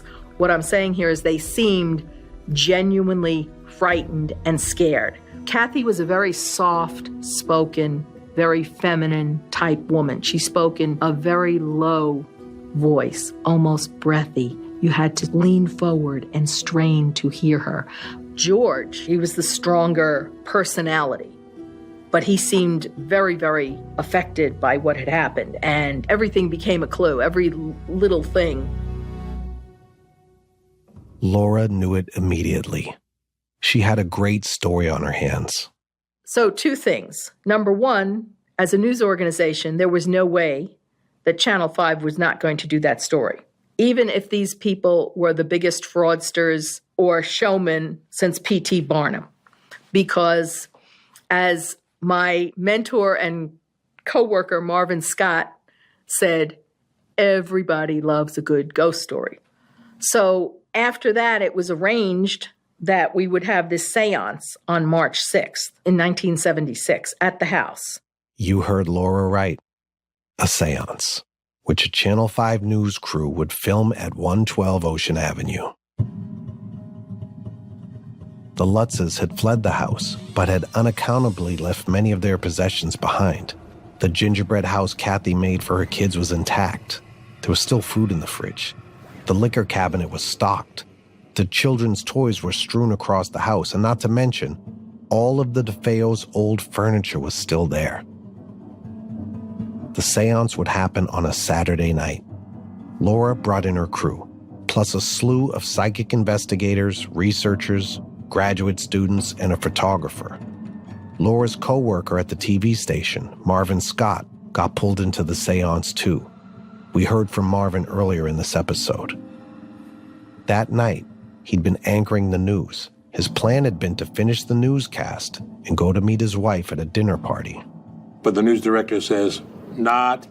You're going to Amityville." I said, "Not." He said, "Yes." I went. After anchoring the broadcast, I was there at midnight, and I walked in, and here were about a dozen people around a big table, and had a cross, a crucifix, a blessed candle, and a couple of psychics, and they started the seance. The house, in the still of the night, was lit up, even at midnight. Inside, Marvin found the journalists and the researchers sitting around a big table in the dining room. Psychics Mary Pascarella and Alberta Riley were there too, along with two parapsychologists named Ed and Lorraine Warren. You may not have heard of them, but the Warrens helped make the Conjuring horror film franchise. They're actually pretty well known for their investigations of the occult and the paranormal. In the middle of the table, where everyone was sitting, was a cross, a crucifix, and a candle. And with this group assembled, the seance began. Ed Warren, one of the parapsychologists, told everyone to sit quietly, turn off the lights, and meditate. And I remember sitting there with a recorder rolling, and suddenly I heard Mary Pascarella. She was going into this trance, and she said, "I saw this blackness." But I sat there, and I was marveled. I'd never seen something like this before. A pall hung in the air. The psychic said they sensed something in the room with them, something not of this world. They believed whatever was there in the room with them was demonic and evil. It was black and dark and coming down the walls. Laura was sitting to Marvin's left. The parapsychologist Lorraine Warren began to speak. One point, we're sitting there and Lorraine is in a light trance, and she's basically saying she feels that something was there from the bowels of the earth. It was not any of the dead DeFeos. Marvin couldn't believe what he was seeing. He was sitting at a table of parapsychologists and clairvoyants who said they could intuit and speak to otherworldly presences, and they were pretty confident in the evil that they felt in the house. My jaw dropped. I had never been through something like that before. And then Alberta Riley, she went through her thing, and my jaw dropped again. Alberta, the psychic, started screaming. She was panicked. It's upstairs in the second bedroom, in the second floor bedroom. I don't know what it was. And it's moving around. And she ran out of the room screaming. Then the other psychic, Mary, bolted from the dining room table and ran out to the front lawn, vomiting. One of the researchers named Alex Tanos, from the American Society for Psychical Research in Manhattan, was aghast. Alex Tanos, he said, "This is one of the most haunted places I've ever felt." I'm like, oh, everybody keeps feeling things. Things are happening to people. Suddenly, Lorraine, the parapsychologist, got up from the table and then stopped in her tracks. She said she had found something in the house, Ron Jr.'s spirit. And Lorraine burst. She said, "Marvin, I want to tell you, this is the closest to hell I ever want to get. I never forgot that." For 30 minutes, the psychics' bodies writhed and twisted. They kept saying they sensed a demonic spirit that hung in the house. By 3:30 or 4 in the morning, The psychics had mostly calmed down. The parapsychologist had little more to say. The seance was over, and everyone went home. And that was my night in the house in Amityville, Long Island. So what happened? Was the house really haunted? I found no evidence that night I spent in that house in Amityville of anything unusual, anything demonic, anything of the occult. I saw no evidence of green slime oozing from the walls. I saw no evidence of infestation of flies. I know these people take it seriously, and I was there prepared to report what I saw and to experience anything unusual that might have happened. All I experienced was a slight chill behind the ear. Could have been anything. It was a cold March night. Door could have been open, a window open. But he admits that the night of March 6th, 1976, still sticks with him today. It was an interesting night, and I reported it as I saw it. And here I am, 45 years later, still talking about it. You could say this is one story that haunts me 4 decades later. You might say this seance and what happened or didn't happen inside the Amityville home, the truth of it ultimately didn't matter. There were enough people who believed that something in the Amityville house was haunted, and that something in the house possessed Ron Jr. to kill his family in cold blood. This speculation about the unknown was enough to become a living, breathing thing of its own. It spawned an entire industry, one that, as we've mentioned, includes a number of books, which then inspired films about the Amityville Ocean Avenue house. So much of the story's facts have been overshadowed by eerie fiction. A tragic murder became a never-ending series of haunted house movies. And you can see why. Though the DeFeos were tragically murdered in that house in real life, this story has all the twists and turns of a juicy Hollywood blockbuster. But the DeFeo murders serves as a horrific, grisly foundation to that book and story.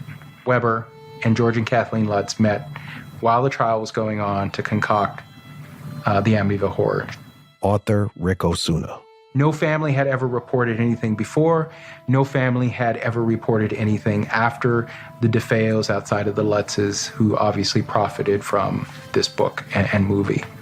In case you didn't catch that, Rick is saying that no one who lived at 112 Ocean Avenue, outside of the Lutzes, ever reported anything out of the ordinary happening at the Amityville home, aside from Big Ronnie DeFeo Sr. praying to statues in the front yard at odd hours. George and Kathy Lutz profited from their account of all the wild things they say happened there, though, through books and movies. Ron DeFeo Jr. wasn't making a dime behind bars, and he was pretty pissed he wasn't getting his cut. But his role in the real-life story certainly added to the intrigue.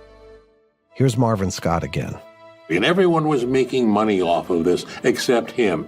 And he was furious at the attorney, Bill Weber, because he feels he got cut out of any deal that they were talking about of making fortune, as people over the years have made with the books and the films, and he was cut out of it. We don't know if Weber ever promised Ron Jr. a cut of the proceeds from the books and movies based on the Amityville murders. Weber died years ago, so we can't ask him. But here's what we do know. William Weber confessed to concocting the whole thing. All the strange stuff going on in the Ocean Avenue house when the Lutzes were living there. The sick nun, the voices hissing from the walls. Weber and the Lutzes made it all up. Weber said so on Joel Martin's radio show in 1979. The one Joel says he never actually heard after it aired. As the story goes, or at least the way Joel Martin tells it, William Weber and George Lutz had one too many bottles of wine one night and dreamt up the paranormal plot we just told you about. Weber wanted a new trial for his client and thought this story would help Ron Jr. get out of prison on appeal. It would help prove that Ron Jr. was insane when he killed his family. And George Lutz, he wanted out of his expensive mortgage on 112 Ocean Avenue. The relationship between Weber and the Lutzes would go on to get even crazier. Weber would later file a lawsuit against the Lutzes to the tune of $60 million, saying they reneged on a book deal the three were part of. They settled out of court for $2,500. So maybe everything wasn't so haunted after all. The only thing about that house that's haunted was Ron DeFeo. He's the haunted individual, not the house. So many things that come out, the facts have been perverted, conflated. Ron DeFeo did admit at one point that the house was not, there was no demon in the house. He said, I am the demon.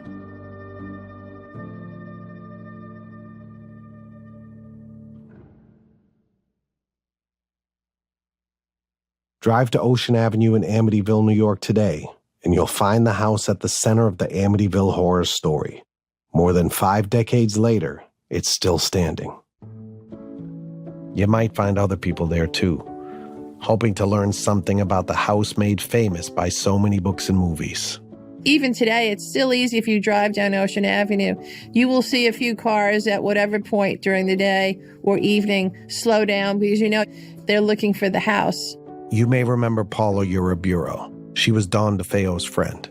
But over the years, you know, they've had to put up a fence with no trespassing because people tried to take souvenirs, from the house and things like that. The current owners have altered the looks of the house, changed the address, but it doesn't stop the superfans. In the town, the one with the gazebo and beautiful canals and cottage-style homes, it's still the same old town. In fact, a lot of people who lived there in the 1970s are still there today. And now there's a new generation of families in Amityville. And those people don't think too much about the blockbuster movies inspired by the DeFeo murders and the house where they were committed. The murder, whenever people talk about the Amityville horror, anyone associated with who knew the family or lived there or still lived there, they don't think about the book, they think about the family that was lost. And despite the supposed hauntings that surround the property, the ghosts, the levitations, the slime, the Ocean Avenue house keeps getting bought and keeps getting sold. And for a pretty good price, too. Welcome to Amityville, and the house that put it on the map is on the market. Listing price $1.15 million. Real estate agents say the 5-bedroom Dutch colonial is far from a horror. The only thing that scared me was the taxes. Does it feel any different than any other house? Oh, yeah. When you walk in, you definitely feel the vibe. Now, I don't know if it's just my imagination playing on me, but I can definitely tell you, you feel it. Years later, some still have questions about the paranormal presence at the house.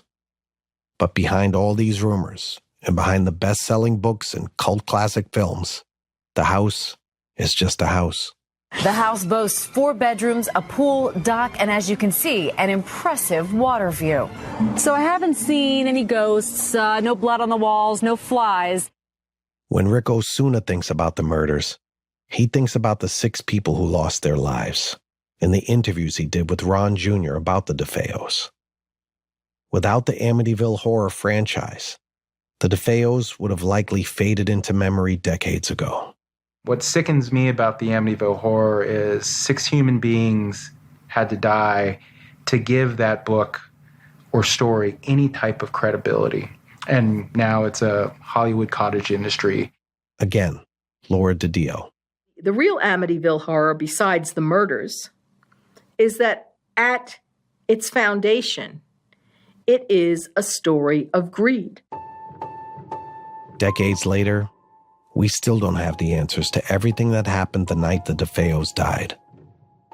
Why were the bodies of Big Ronnie, Louise, Dawn, Allison, Mark, and John Matthew found in the same position, face down in their beds? Why didn't any neighbors hear the gunshots from the cowboy gun used to commit the crime? Did the mob have anything to do with these grisly murders? But at the end of the day, maybe the answers to these questions don't really matter. 6 people were violently murdered. There was a nuclear family that was essentially destroyed. And the Lutz family, those 3 kids, their lives were upended by this because the Lutzes, they let the bank take over and foreclose on the house. Other people who have lived there subsequently claim that nothing has ever happened and it's all a tired old ghost story. For Joel Martin, the truth lies with Ron DeFeo Jr. The real horror concerning Ronnie DeFeo Jr., however he killed the parents and his brothers and sisters, and he supposedly loved the kids. None of it makes any sense. What I would say is that what George and Kathy Lutz created was a hoax. I don't believe the events, or the paranormal or occult events they said was in any way other than their fantasy, their creation. We'll never get the full story of what happened that fateful night on November 13th, 1974. All we have are composites, snapshots of the scene and the house itself.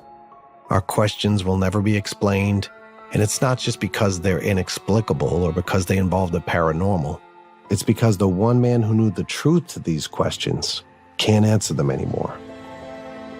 In 2021, Ron DeFeo Jr. died at a hospital in Albany, New York, from natural causes.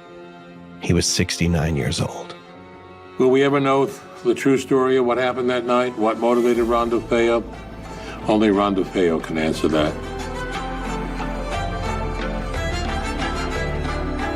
Very Scary People, The Amityville Murders, is hosted by me, Donnie Wahlberg.